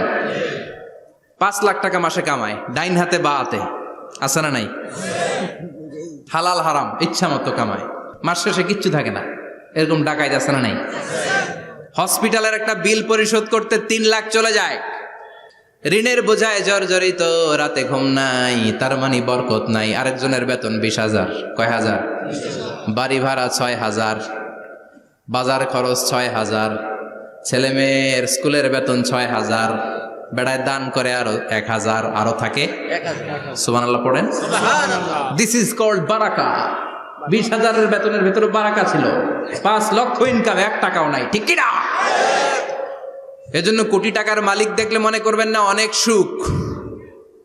এই দুনিয়ার জীবনটা ধোঁকা, মোহাচ্ছন্ন হয়ে আছি আমরা। এটা ধোঁকা, এটা মরিচিকা, এটা চাকচিক্যময় একটা জায়গা।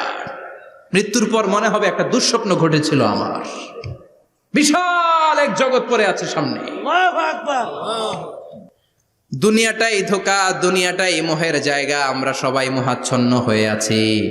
দুনিয়ার উদাহরণ হলো 3টা লাশ আর 4টা স্বর্ণের টুকরার সমান। 3 জন যুবক কাজের জন্য বেরিয়েছে, পথিমধ্যে 4টা স্বর্ণের টুকরা পেয়েছে। যুবক কয়টা? স্বর্ণ পাইছে কয়টা? মহা খুশি, খুশিতে বাকবাকুম। 4টা স্বর্ণের বড় বড় টুকরা পেয়েছে। আমরা আজীবন খেলে বসে খেয়ে যেতে পারবো, কিচ্ছু লাগবে না আমাদের। 3 বন্ধু বলে ভাগ করি, আরেকজন বলে ক্ষুধা লাগছে।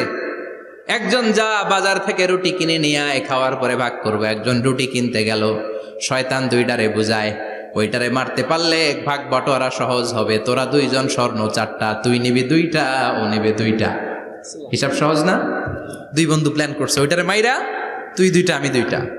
যেটা রুটি আনতে গেছে প্ল্যান করেছে, রুটির মধ্যে বিষ মিশায় নেই। কি মিশাবো? বিষ। তাহলে বিষ খাওয়া রুটি খেয়ে ওই 2টা সে সব পাবে, আমি পাবো। ভাগাভাগের কিছু নাই, সব যাবে আমার কাছে। 4টা স্বর্ণের টুকরার মালিক আমি। রুটির মধ্যে বিষ মেখে নিয়ে এসেছে। ওই 2 বন্ধু প্ল্যান অনুযায়ী ওইটারে ধরে মেরে ফেলছে। এবার মহা খুশি। এক বন্ধু কয়, এবার তো ভাগ বটর আর কিছু নাই, তুই 2টা, আমি 2টা, আগে খাইয়া লই। আগে খাওয়ার পরে এই 2টাও নাই। 3টা লাশ, 4টা স্বর্ণের টুকরা। এটাই তো দুনিয়ার জীবন, ঠিক কিনা? আসল জীবন কবর থেকে শুরু হবে, কোন ঠিক কিনা? একদিন মাটির ভেতরে হবে ঘরে মন আমার, কেন বাঁধো দালান ঘরে মন আমার, কেন বাঁধো দালান ঘর, ঠিক কিনা? দুনিয়ার জীবন আসল জীবন না, এটা মরিচিকা, এটা ধোঁকা, এটা মোহ, এটা শয়তানের চাকচিক্য। আসল জীবন কবরের জীবন। আসল জীবন সামনে পড়ে আছে, এজন্য বরকতে বিশ্বাস করি আমরা, ঠিক কিনা? ল্যান্ড ক্রুজার দাপিয়ে বেড়ায়, বড় বড় টাওয়ারের মালিক, অনেক সম্পদের মালিক। এটা দেখেই মনে করবেন না অনেক সুখে আছে। ঘরে যেয়ে দেখেন কোনো সুখ নাই, ঠিক কিনা? সাধারণত টাকা যার বেশি, দুঃখ তার বেশি। টাকা যার কম, সুখ তার বেশি। সুবহানাল্লাহ পড়েন। আল কানাআতু মিনাল ইসলাম। এজন্য আমার শ্রমিক ভাইয়েরা, আপনাদের 1 পা জান্নাতে এমনি ঢুকে আছে। নামাজ পড়বেন, মা বাবার খেদমত করবেন, ইসলামের নিয়মগুলো মানবেন, 2য় পাটাও জান্নাতে ঢুকায় দিবে কে? আল্লাহ। আর যারা কোটি কোটি টাকার পাহাড় বানিয়েছে, ওদের হিসাবের ফিরিস্তি অনেক বড়। বিশাল বাড়ির মালিক, ল্যান্ড ক্রুজার চালায়, সাবরোলেট চালায়, পোরশে, ফারারে, ল্যাম্বরগিনি চালায়, আছে না নাই? ঘরে সুখ নাই, রাতে ঘুম নাই, টেনশন আর টেনশন। 4টা ট্যাবলেট খেয়ে আধা ঘন্টা ঘুমাতে পারে না, এরকম ধনী আছে না নাই? সব ধনীরা আবার এক পাল্লায় মাইপেন না। মাথার ঘাম পায়ে ফেলে যেই ধনী ব্যবসায়ীরা বড়লোক হয়েছে, ওদের ঘরে ঠিকই শান্তি আছে।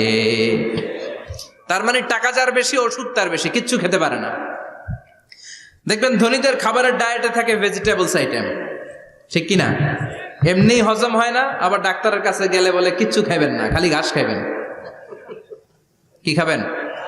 মানে ভেজিটেবল খাবেন, সবজি খাবেন তো সুস্থ থাকবেন, আছে না নাই? ঘুম নাই, শান্তি নাই। এই যে কোম্পানিগঞ্জ বাজারের যারা কুলি মজুর শ্রমিক, এদের ঘুমে ঝামেলা আছে? কথা বলেন।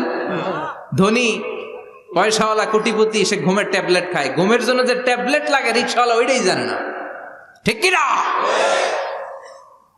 হাজার কোটি টাকার মালিক হলে বাড়ি কিনা যায়, গাড়ি কিনা যায়, সুখ কিনা যায় না। কোম্পানিগঞ্জ বাজারে সুখ বিক্রি হয় এমন দোকান আছে নাকি? কথা কন, একটাও নেই। কি করলেন আপনারা? সুখের দোকান দিতে পারলেন না? কি আজীব তামাশা! টাকা দিয়ে সুখ কিনা যায় না, গাড়ি কিনা যায়, বাড়ি কিনা যায়, কিন্তু সুখ নো ওয়ে, কেনা যায় না। টাকা হলে জাজিম কিনা যায়, বালিশ কিনা যায়, ঘুম কিনা যায় না। ঘুম কিনা যায়? ফার্মেসিতে ডাক্তারের কাছে যে যদি বলেন 2000 টাকার ঘুম দেন, দিবে? ডাক্তার কি বলবে? দূর মিয়া, আমারই ঘুম আসে না, তোমারে আমি ঘুম বিক্রি করব। আচ্ছা না নাই? শ্রমিক ভাই, রিক্সাওয়ালাদের ঘুমের ঝামেলা নাই। যেখানে রাই তো ওইখানে, যেখানে রাই তো ওইখানেই কাই। ওর মাথা লাগতে দেরি বিছানায়, নাক ডাকতে দেরি হয়, ওর নাকের ডাকের আওয়াজে ট্রাকের ইঞ্জিনও ফেল। ঠিক কিনা? এজন্য আমরা বরকতে বিশ্বাসী। অল্প খাবো, অল্প পড়বো, অল্প জমাবো, অল্পের ভেতর বরকত দিয়েছে কে? এজন্য মেহমান আসলে বিশ্বনবী খুশি হতেন। আমরাও মেহমান আসলে খুশি হব। রাজি আছি না নাই? সবাই রাজি? মেহমানদারি করাবেন তো? এরপরে বিশ্বনবী ইনসাফ করতেন। কি করতেন? ইনসাফ করতেন। বিচার করার সময় বিশ্বনবী ইনসাফ করতেন। গোটা বিশ্বকে ইনসাফ শিখিয়েছেন বিশ্বনবী। আমাদের দেশেও তো ইনসাফ হয় না? হাইকোর্টে, সুপ্রিম কোর্টে, গ্রাম্য সালিশে আছে? আছে? আহা, আহকামুল হাকিমিনের দরবারে সবগুলো বিচার আবার বসবে। চিল্লায় বলেন ঠিক কিনা? ও মিয়া, দুনিয়াতে বিচারপতি বিচারের রায় দেয়, ওই বিচারপতিরও বিচার আছে না নাই? সবচেয়ে বড় বিচারপতির নাম কি? বিশ্বনবী ইনসাফ করে গোটা বিশ্বকে দেখিয়ে গেলেন কেমন করে বিচার করতে হয়। বিশ্বনবীর কাছে কখনো বিচার আসলে বিশ্বনবী দুই পক্ষের কথা শুনে রায় দিতেন। পড়েন সুবহানাল্লাহ। সব সময় দুই পক্ষের কথা শুনে রায়। এখন কি দুই পক্ষকে সমান প্রিভিলেজ দেয়া হয়? কথা বলেন। কারণ কোরআন দিয়ে বিচার হয় না। কোরআন দিয়ে বিচার হোক আমরা চাই কি চাই না? আমার সংসদ ভবনের ভেতরে কোরআনের আইন দিয়ে সংসদ ভবন কায়েম হোক আমরা চাই কি চাই না? সেনাবাহিনীর ভেতরে দরবার হলগুলোতে যখন আলোচনা বসে কোরআন মাঝখানে থাকবে। চিল্লায় বলেন ঠিক কিনা? দেশের সবগুলো ক্যান্টনমেন্টের ভেতরে কোরআন থাকার দরকার আছে না নাই? সবগুলো আদালতের ভেতরে কোরআন থাকার দরকার আছে না নাই? কোরআনের আইন অনুযায়ী আমার দেশের সব নিয়ম কানুন চলবে আমরা চাই কি চাই না? এই কোরআনের আইনের বিরুদ্ধে যদি কোনো আইন পাশ করা হয় আমরা ওই আইনের বিরুদ্ধে চিৎকার করে বলেন ঠিক কিনা? আমরা এই কোরআনের জন্য সব বাজি রাখতে রাজি আছি। আমরা জীবন বাজি রাখতে রাজি আছি। আমরা দেহের তাজা রক্ত বিলিয়ে দিতে রাজি আছি। জোরে বলেন ঠিক কিনা?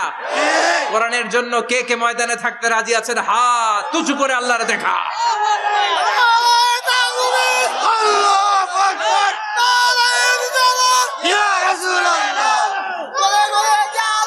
ইসলামের শত্রুরা হুঁশিয়ার সাবধান, ইসলামের শত্রুরা হুঁশিয়ার সাবধান। নারায়ে তাকবীর, আল্লাহু আকবার।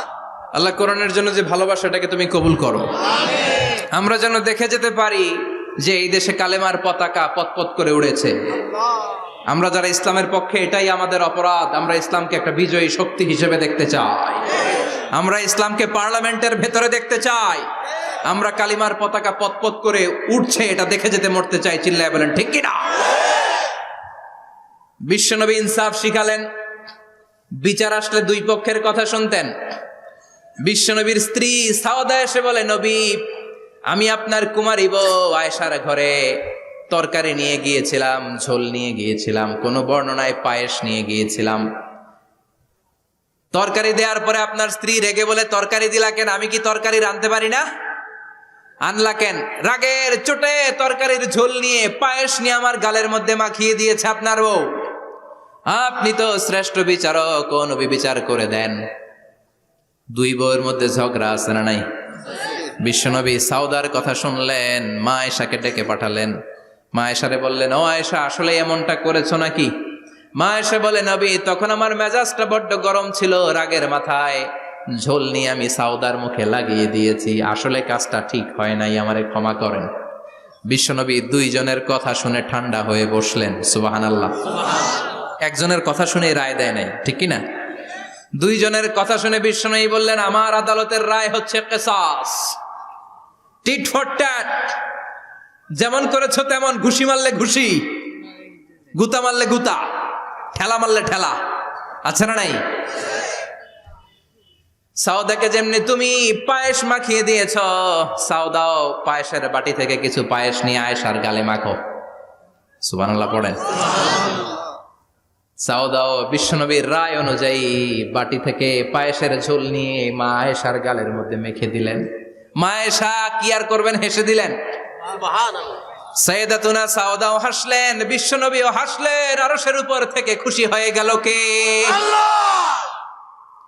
এজন্য কোরআন দিয়ে যদি, কোরআনের নিয়ম দিয়ে যদি, বিশ্বনবীর শেখানো পন্থায় যদি বিচার হয়, ওই বিচারের মধ্যে ইনসাফ থাকবে, জুলুম থাকবে না। ওই বিচারের মধ্যে কোনো স্কাইপি কেলেঙ্কারি হবে না। আমাদের টেলিফোনের ফোনালাপ ফাঁস হয়ে যায়, স্কাইপি ফাঁস হয়ে যায়, অনেক ঝামেলা হয়ে যায়, আছে না নাই? এরপরেও জনগণের চোখ খোলে না। আল্লাহ তুমি চোখ খোলার তৌফিক দাও, সহি সমাজ দান করো, পড়ে না আমিন। বিশ্বনবী ইনসাফ করতেন। বনু মাখজুমিয়া গোত্রের এক মহিলা চুরিতে ধরা পড়ল। কিসে ধরা পড়ল? কথা বলেন। চুরিতে। চুরি করলে নিয়ম কি? লাউ চুরি করলে, আম চুরি করলে, কলা চুরি করলে হাত কাটা যাবে না, এটা বড় চুরি। সুবহানাল্লাহ। উমরে ফারুক বলেছেন, দুর্ভিক্ষের বছর কেউ যদি চুরি করে তার হাত কেটে দেয়া যাবে না, কারণ এটা অভাবের চুরি, এটা স্বভাবের চুরি না। ঠিক কিনা? ঘরে খাবার নাই, পেটে দানা পানি নাই, লাউ চুরি করছে, মুরগি চুরি করছে, এই চোরের হাত কেটে দিও না, কারণ সে ক্ষুধার্ত। পেটে খাবার আছে, গায়ে জামা আছে, সমাজে সম্মান আছে, তারপরেও পুরো দেশটা খেয়ে ফেলতে চায়, এরকম ডাকাত আছে না নাই? দেশের টাকা পাচার করে, ব্ল্যাক মানি করে, এরকম ডাকাত আছে না নাই?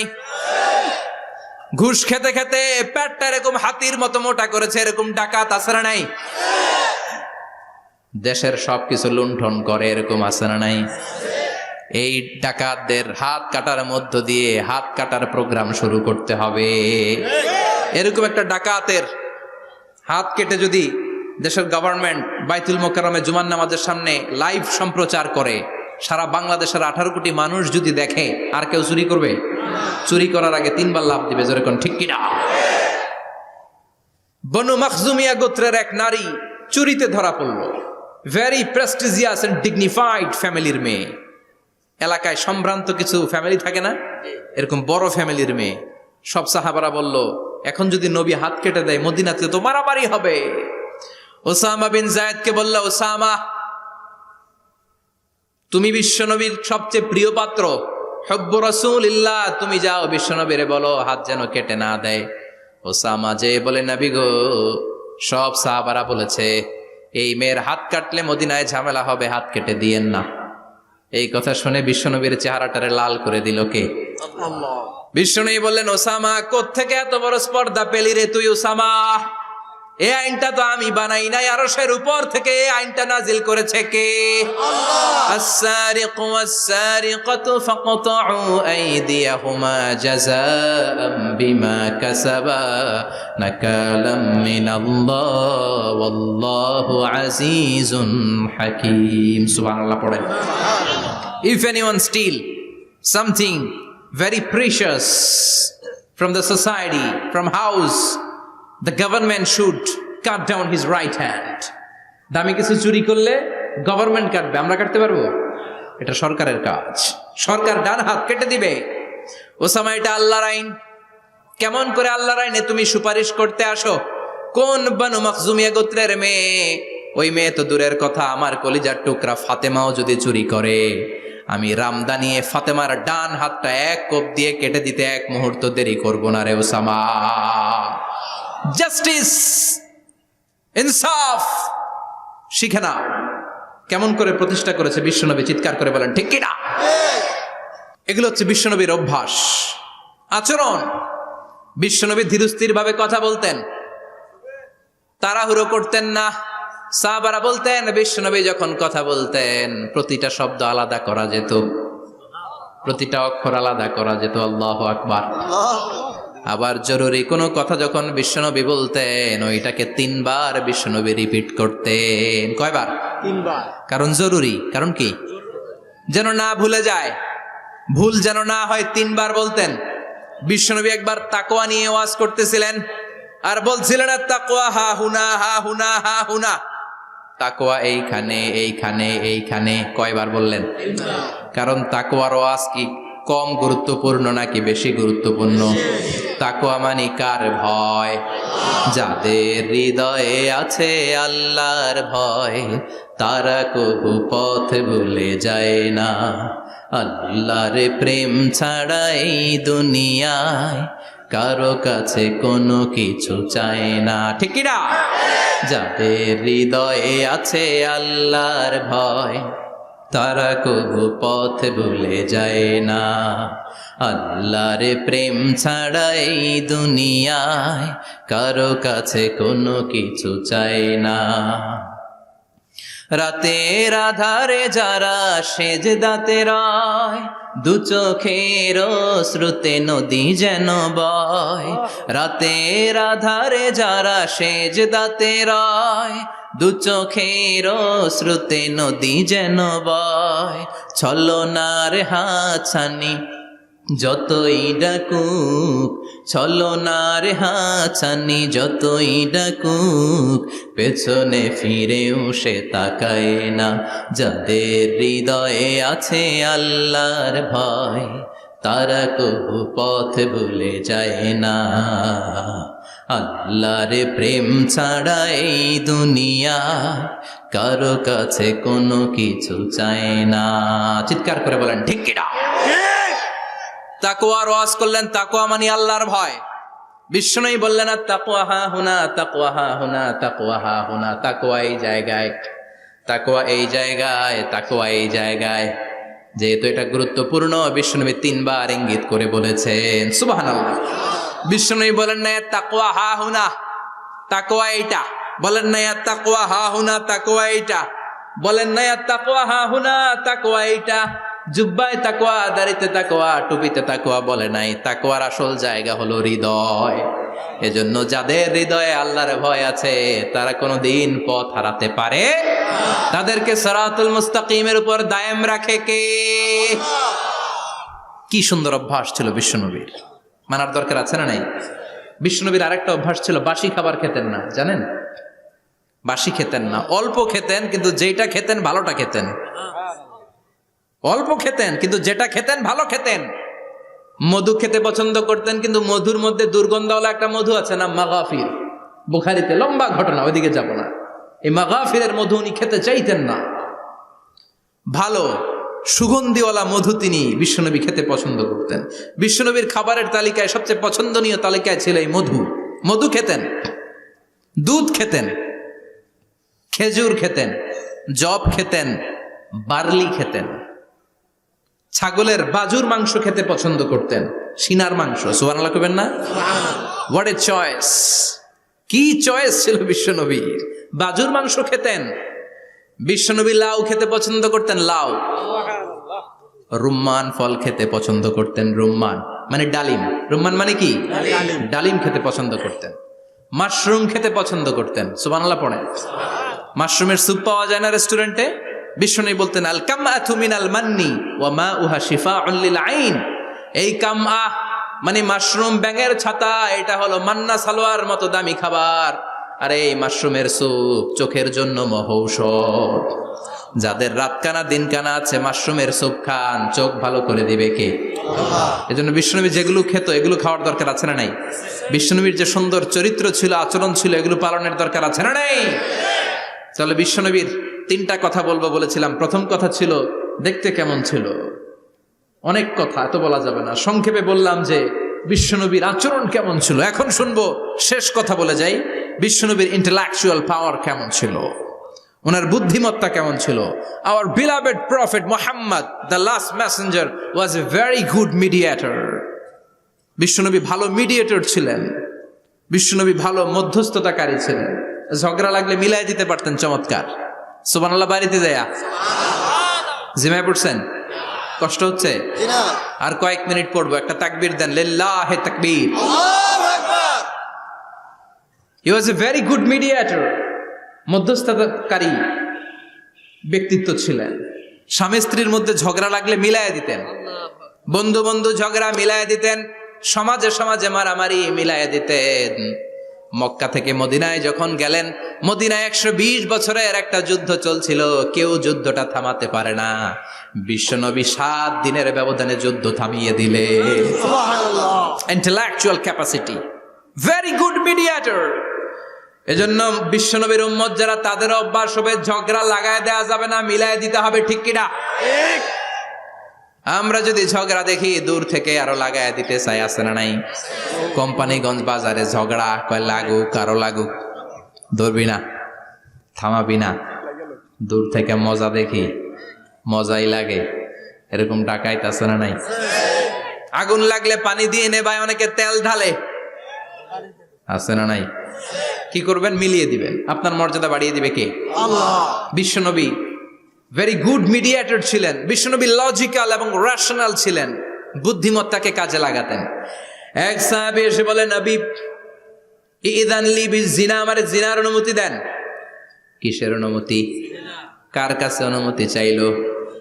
অন্যান্য সাহাবারা এই যুবক ছেলেটাকে ধমকাতে লাগলো, বসো, এই মিয়া বসো, বিশ্বনবীর কাছে কি কথা বলে এগুলা? ওই যুবক বসে রইল। বিশ্বনবী কাজ সারালেন, এরপর বললেন, আইনা শাবাব, ওই যুবকটা কোথায়, এদিকে আসো, কি চাইছো বলো। কয়, বিশ্বনবী আপনি আমারে জিনা করার অনুমতি দেন। বিশ্বনবী যুবকটারে কাছে ডেকে আনলেন, বললেন, ও যুবক, তোমার ঘরে বোন আছে কিনা? কয় আছে। তোমার বোনের সাথে কোনো পুরুষ জিনা করুক, তোমার কেমন লাগবে? সে বলে, আমি এই পুরুষটারে হত্যা করব। হত্যা করবা? ওকে, ডান। তোমার ঘরে মা আছে কিনা? আছে। তোমার মায়ের সাথে পর পুরুষ জিনা করবে, কেমন লাগবে? কয়, আমি সাইজ করবো ওরে। তোমার ঘরে স্ত্রী আছে কিনা? আছে। তোমার স্ত্রীর সাথে যদি কেউ জিনা করে কেমন লাগবে? বলে, আমি তারে ছাড়বো না। বিশ্বনবী বললেন, তাহলে যেই মহিলার সাথে তুমি জিনা করবা, সেও তো কারো বোন, সেও তো কারো স্ত্রী, সেও তো কারো মা, ঠিক কিনা? সুবহানাল্লাহ, হোয়াট অ্যান ইন্টেলেকচুয়াল ক্যাপাসিটি। যুবক বলে, তাই তো, এইভাবে তো ভাবি নাই। আমি যার সাথে পাপ কর্ম করব, সেও তো কারো বোন হবে, সেও তো কারো মা হবে, সেও তো কারো স্ত্রী হবে। ও নবী, আপনি আমারে মাফ করে দেন, আমার জন্য দোয়া করে দেন, যেন তাকওয়ার উপর জীবন প্রতিষ্ঠা করতে পারি। লজিক্যালি জিনিসকে সলভ করার চেষ্টা করতেন।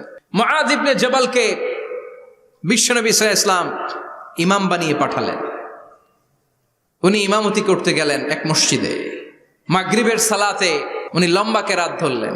এশার নামাজ শুরু করলেন সূরা বাকারা দিয়ে, কোরআনের সবচেয়ে ছোট সূরা।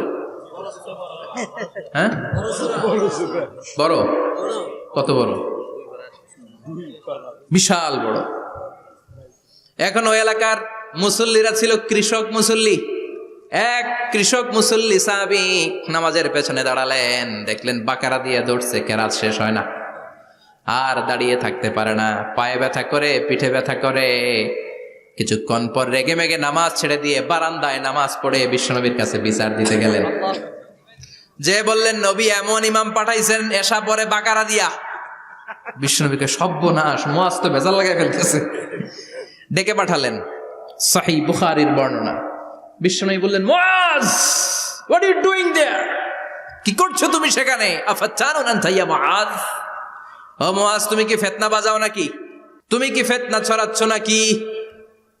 খেটে খাওয়া মানুষ, কৃষক মানুষ, মাঝারি সাইজের কত সুন্দর সূরা আছে, ওয়াদ-দুহা ওয়াল-লাইলি ইযা সাজা, আল কারিআতু মাল কারিআ, আসনা নাই, আলহাকুমুত তাকাসুর, আসনা নাই। এগুলো দিয়ে না পড়ে বড় বড় সূরাতুল্লাহ কেন্দ্রে মুআয, আফাতানুন আনতা ইয়া মুআয, তোমারে কি আমি অ্যাপয়েন্টমেন্ট দিছি তুমি ফিতনা বাজাবা? খবরদার মুআয, ইয়াসসিরু ওয়ালা তুআসসিরু, ইসলামকে মানুষের কাছে সহজ করে উপস্থাপন করবা। বাশশিরু ওয়ালা তুনাফিরু, ইসলামকে এমন ভাবে উপস্থাপন করবা না যে তোমার কথা শুনে মানুষ দিন থেকে ভেগে ভেগে যায়। তাহলে এই দায়ভার ইসলামের নয়, এই দায়ভার বর্তাবে তোমার কাঁধের উপর। চিৎকার করে বলেন ঠিক কিনা? আমাদের মধ্যে অনেকে ইসলামকে অনেক কঠিন করে ফেলে, মানুষকে আশার বাণী শোনায় না। কয় এমনি না পড়লে আপনার বাদ, আপনি বেদাত করছেন, আপনি শিরক করছেন, আপনার কিচ্ছু হবে না। যারে বলে কিচ্ছু হবে না, সে বলে আমার যেহেতু কিচ্ছু হবে না, তোর কথা শোনার আমার দরকার নাই। যে আমারে আশার বাণী শোনায় আমি তার কাছে যাই, ঠিক কি না? এজন্য সহি ইসলাম আপনি প্রচার করবেন, but your approach should be very flexible. 100 বছর যেটা চালু আছে আপনি একদিনে উঠিয়ে দিতে পারবেন? It's not a logical approach. বিশ্বনবীর অ্যাপ্রোচ বিশ্বনবীর রেশনাল ক্যাপাসিটি এমনটা ছিল না। সহজভাবে বুঝাবেন, আদ-দীন ইউসরুন লা উসরা ফি, দিনটা হলো সহজ, দিনের মধ্যে কাঠিন্যতা নাই। সুবহানাল্লাহ, কি ক্যাপাসিটি! আমি যেমনি আপনাদেরকে নিয়ে বসে ওয়াজ করতেছি, বিশ্বনবী ওয়াজ করতেন, তবে সংক্ষিপ্ত ওয়াজ। আমরা আধা ঘন্টা করে যদি রাখতে চাই, হুজুর আরো আধা ঘন্টা করেন, তো আরো আধ ঘন্টা করে যদি শেষ করতে চাই, হুজুর আর 10 মিনিট করেন। হুজুর ওয়াজ অনেক টেস্ট লাগে, হুজুর নামাজ টেস্ট লাগে না। আচ্ছা না নাই? ওয়াজ ভাল লাগে, নামাজ ভাল লাগে না, কিন্তু বিশ্বনবীর ওয়াজ ছিল সংক্ষিপ্ত। আর বিশ্বনবী বলতেন, one of the minor sign before the day of judgement, your lecture will be longer, your সালাত উইল বি শর্টার। কিয়ামতের আগে তোমাদের লেকচার, ইসলামী লেকচার লম্বা হবে, নামাজ হয়ে যাবে সংক্ষিপ্ত। এই আলামত সমাজে আছে না নাই? বিশ্বনবী সংক্ষিপ্ত কথা বলতেন, আর ওনার বুদ্ধিবৃত্তিক ক্যাপাসিটি কাজে লাগিয়ে তিনি বুঝাতেন। হাত দিয়ে ইঙ্গিত করতেন, আঙ্গুলের বিভিন্ন ব্যবহার সমাজে আছে না নাই? এরকম করলে এটারা লাইক বলে না, এরকম করলে বলে ডিসলাইক। আবার ক্রিকেটে এরকম করলে কয় ছক্কা, আবার একটা উড়াইলে কয় তুই যা। একটা মানে কি? আবার বিজয় দেখায় কেমনে? কথা কন, ভিক্টরি। আছে না নাই? বিশ্বনবীও এটাকে মডার্ন টিচিং মেথডোলজি বলে। আধুনিক শিক্ষা পদ্ধতিতে এখন দেখবেন যে আগে ব্ল্যাক বোর্ডে লিখতো, এখন হোয়াইট বোর্ডে লিখে মার্কার দিয়ে। আগে বই থেকে বুঝাতো, এখন ভিজুয়ালাইজ করে, ভিডিও দেখিয়ে শেখানো হয়, ঠিক কি না? বিশ্বনবী এটা করতেন। বিশ্বনবী একবার কিয়ামতের ওয়াজ করছেন, দুইটা আঙ্গুলকে এরকম করে বললেন, আনা বুইসতু আনা ওয়াসসাআতু কাহাতাইন, এই দুইটা আঙ্গুল যেমনি কাছাকাছি, আমি এবং কিয়ামত এরকম কাছাকাছি নাজিল হয়েছি। আমি এবং কিয়ামত এরকম কাছাকাছি। বুইসতু আনা ওয়াসসাআতু কাহাতাইন। আবার বলতেন, আনা ওয়া কাফিলুল ইয়াতীমি কাহাতাইন, আমি এবং ইয়াতীমের রক্ষণাবেক্ষণকারী এই দুইজন জান্নাতে এরকম কাছাকাছি থাকবো। কোন সুবহানাল্লাহ। এরকম আঙ্গুল দিয়ে বিশ্বনবী বুঝাতে চাইতেন। আবার মাটির মধ্যে খেজুর গাছের ডালা দিয়ে লম্বা একটা দাগ টানলেন, ডানে বায়ে অনেকগুলো দাগ টানলেন। সাহাবারা বললেন, এটা কি? বিশ্বনবী বললেন, এই যে দাগটা দেখলা, এই দাগটার নাম হলো সিরাতুল মুস্তাকিম। চিল্লায় বলেন, এই দাগটার নাম কি? সিরাতুল মুস্তাকিম। আর ডানে বায়ে ছোট ছোট যে দাগগুলো দিলাম, এগুলো হলো সুবুলুশ শয়তান, শয়তানের রাস্তা। সিরাতুল মুস্তাকিমে উঠলে শয়তানের রাস্তা থেকে অনেক হাতছানি, আছে না নাই? ডানে বায়ে তাকানো যাবে না। সিরাতুল মুস্তাকিমে যে তুমি উঠেছ, চলতে থাকে বা চলা শুরু হলো দুনিয়াতে, শেষ হয়ে যাবে জান্নাতে। সুবহানাল্লাহ। বিশ্বনবী মাঝে মাঝে বুঝানোর জন্য প্রশ্ন করতেন, কারণ প্রশ্ন ছুড়ে দিলে মানুষের মধ্যে জানার আগ্রহ বাড়ে না কমে? কথা বলেন। আমি যদি একটা প্রশ্ন করি আর বললাম উত্তর দেন, কেউ পারতেছেন, একটু ঠেকা ঠেকা ভাব, ঠেকে যাচ্ছেন, তখন হুট করে উত্তরটা বললে এটার জীবনে ভুলবেন না, বলবেন। কারণ ওই যে ঠেকছেন, শিখছো কোথায়? ঠেকছি যেথায়, ঠিক কি না? বিশ্বনবী প্রশ্ন করতেন। বিশ্বনবীর এই প্রশ্নটা বলে শেষ করছি।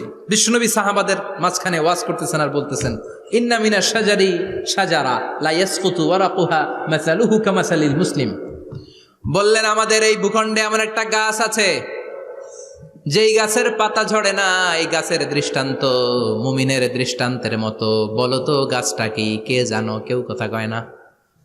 কি গাছ? কি গাছ? কেউ কথা কয় না, কেউ বলতে পারে না। কেউ বলে শাজারাতুল বাওয়াদি, ওই ক্যাকটাস গাছ, পাহাড়ি গাছ, ওই গাছ, সেই গাছ, কেউ বলতে পারে নাই।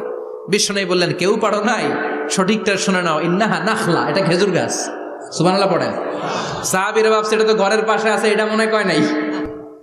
সব ঘরের চিপায় আরব দেশে খেজুর গাছ, সাহাবারা ভাবছে এটা তো ঘরের গাছ, এটা মনে হয় জিজ্ঞেস করে না, এই জন্য দূরে দূরে চিন্তা করছে। কোন সুবহানাল্লাহ। সব সাহাবীরা বাড়িতে ফিরে গেলেন। ওমরে ফারুক, ওনার ছেলে আব্দুল্লাহ ইবনে ওমরও গেল। আব্দুল্লাহ বলে, আব্বা, বিষ্ণুনবী যে জিজ্ঞেস করেছিল, বলো তো কোন গাছের পাতা ঝরে না, যে গাছের দৃষ্টান্ত মুমিনের দৃষ্টান্তের মতো? আপনারা কেউ পারেন নাই, আমি কিন্তু জানতাম এটা খেজুর গাছ। ওমরে ফারুক বললেন, বেটা কইলি না কেন? কইতে পারলে নবীর সামনে আমার কলিজাটা এত বড় হয়ে যেত। সুবহানাল্লাহ। আমার কলিজার টুকরা ছেলে পেড়েছে, কেউ পারে নাই। আব্দুল্লাহ বলে, বাপ চাচা আপনারা কেউ পারেন না, আমি কই কেমনে? শরম লাগছে, শরম। সুবহানাল্লাহ কইবেন না? QA session, questioning answering session করে বিশ্বনবী সাহাবাদেরকে শিখাতে চাইতেন। এজন্য এ নবী এমন নবী যে নবীর পুরো জীবনের প্রতিটি ইঞ্চি ইঞ্চি জায়গাতে আমাদের জন্য শিক্ষা আছে না নাই?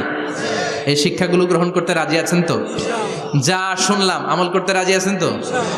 বিশ্বনবীর জীবনী গ্রন্থ বেশি বেশি স্টাডি করতে রাজি আছেন ইনশাআল্লাহ? 2-4 জন কইছে খালি। সবাই রাজি আছেন তো ইনশাআল্লাহ? যাদের ঘরে বিশ্বনবীর কোনো জীবনী নাই, বাংলা অনেক জীবনী গ্রন্থ পাওয়া যায়। বিশ্বনবীর জীবনী হচ্ছে আমাদের জন্য মডেল, ঠিক কি না? এবং এই মডেল অনুযায়ী যদি আমাদের জীবনকে আমরা সাজাতে পারি, জান্নাতের দুয়ারগুলো আমাদের জন্য খোলা রাখবে কে? আল্লাহ। আল্লাহ আমাদের সবাইকে কথাগুলো বুঝার ও আমল করার তৌফিক দান করুক। আমরা পড়ি আমিন। আমিন। যতগুলো কথা বলেছি কোরআন সুন্নাহর আলোকে বলেছি, বানিয়ে কিছু বলি নাই। তারপরেও আমার মনের অজান্তে কোনো মিস ইনফরমেশন যদি আমার মুখ ফসকে বেরিয়ে যায়, সেগুলো যেন আল্লাহ তাআলা আপনাদের স্মৃতিপট থেকে মুছে দেয়। আমরা পড়ি আমিন। সত্য, সুন্দর, কল্যাণকর, হকের পক্ষে যা বললাম তার সবটুকুন আল্লাহ তাআলা প্রথমে আমাকে এবং আপনাদের সবাইকে আমলের তৌফিক দান করে। আমরা পড়ি আমিন। আপনারা সবাই ভালো থাকবেন, সুস্থ থাকবেন, সুন্দর থাকবেন, কোরআনের সাথে থাকবেন। সুবহানাকাল্লাহুম্মা বিহামদিকা আশহাদু আল্লা ইলাহা ইল্লা আনতা আস্তাগফিরুকা ওয়া আতুবু ইলাইক। ইয়া রাব্বি লাকাল হামদু কামা ইয়ানবাগি লিজালালি ওয়াজহিকা ওয়া আযীমি সুলতানিক। লাকাল হামদু বিল ঈমান, লাকাল হামদু বিল কুরআন, লাকাল হামদু বিল ইহসান। রাব্বানা যালামনা আনফুসানা ওয়া ইল্লাম তাগফির লানা ওয়াতারহামনা লানাকুনান্না মিনাল খাসিরিন। রব্বুল আলামিন গভীর রাত বিশ্ব নবীর জীবনী থেকে চমৎকার কিছু কথা শুনে আমরা তোমার দরবারে দুটি হাত পেতে দিলাম। আমাদের হাত দুইখানা তুমি কবুল আর মঞ্জুর করে দাও। আমরা সবাই গুনাহগার, গুনাহমদের বেশুমার, এমন কোনো গুনাহ নাই আমরা করি নাই। রব্বুল আলামিন তোমার কাছে ক্ষমা চাই, আমাদের সবাইকে তুমি মাফ করে দাও। আব্বা আম্মা, দাদা দাদি, নানা নানি, চাচা চাচি, খালা খালু, মামা মামি, পাড়া প্রতিবেশী, দেশি কেশি সবাইকে মাফ করে দাও। আমাদের যত আত্মীয় স্বজন কবরের বাসিন্দা, প্রত্যেকের কবরগুলোর জান্নাতের বাগান বানিয়ে দাও। রব্বুল আলামিন আজকের এই কোম্পানিগঞ্জের বাজারের মধ্যে আমার শ্রমিক ভাইয়েরা সারাটা দিন খাটাখাটুনি করে তোমার এই কোরআনের বাগানটারে সফল করেছে। আল্লাহ, টাকা দিয়ে, পয়সা দিয়ে, বুদ্ধি দিয়ে, পরামর্শ দিয়ে যারা আজকে এই কোরআনের বাগানকে সফল করলো, কিয়ামতের দিন কঠিন মুসিবতের কালে আজকের এই মাহফিলটারে তুমি আমাদের নাজাতের ওসিলা বানিয়ে দাও। এলাকার প্রতিটা ফ্যামিলিকে তুমি জান্নাতি ফ্যামিলি হিসেবে কবুল করে নাও। আমাদের ছেলে মেয়েগুলোরে তুমি মানুষের মতো মানুষ বানাও। আমাদের সংসারের সুখ শান্তি তুমি বাড়িয়ে দাও। 5 ওয়াক্ত সালাত যেন জামাতের সাথে আদায় করতে পারি তৌফিক দাও। প্রতিদিন কোরআন যেন অধ্যয়ন করতে পারি তৌফিক দাও। বিশ্ব নবীর জীবনী গ্রন্থ পড়ে পড়ে জীবনটা যেন আলোকিত করতে পারি তৌফিক দাও।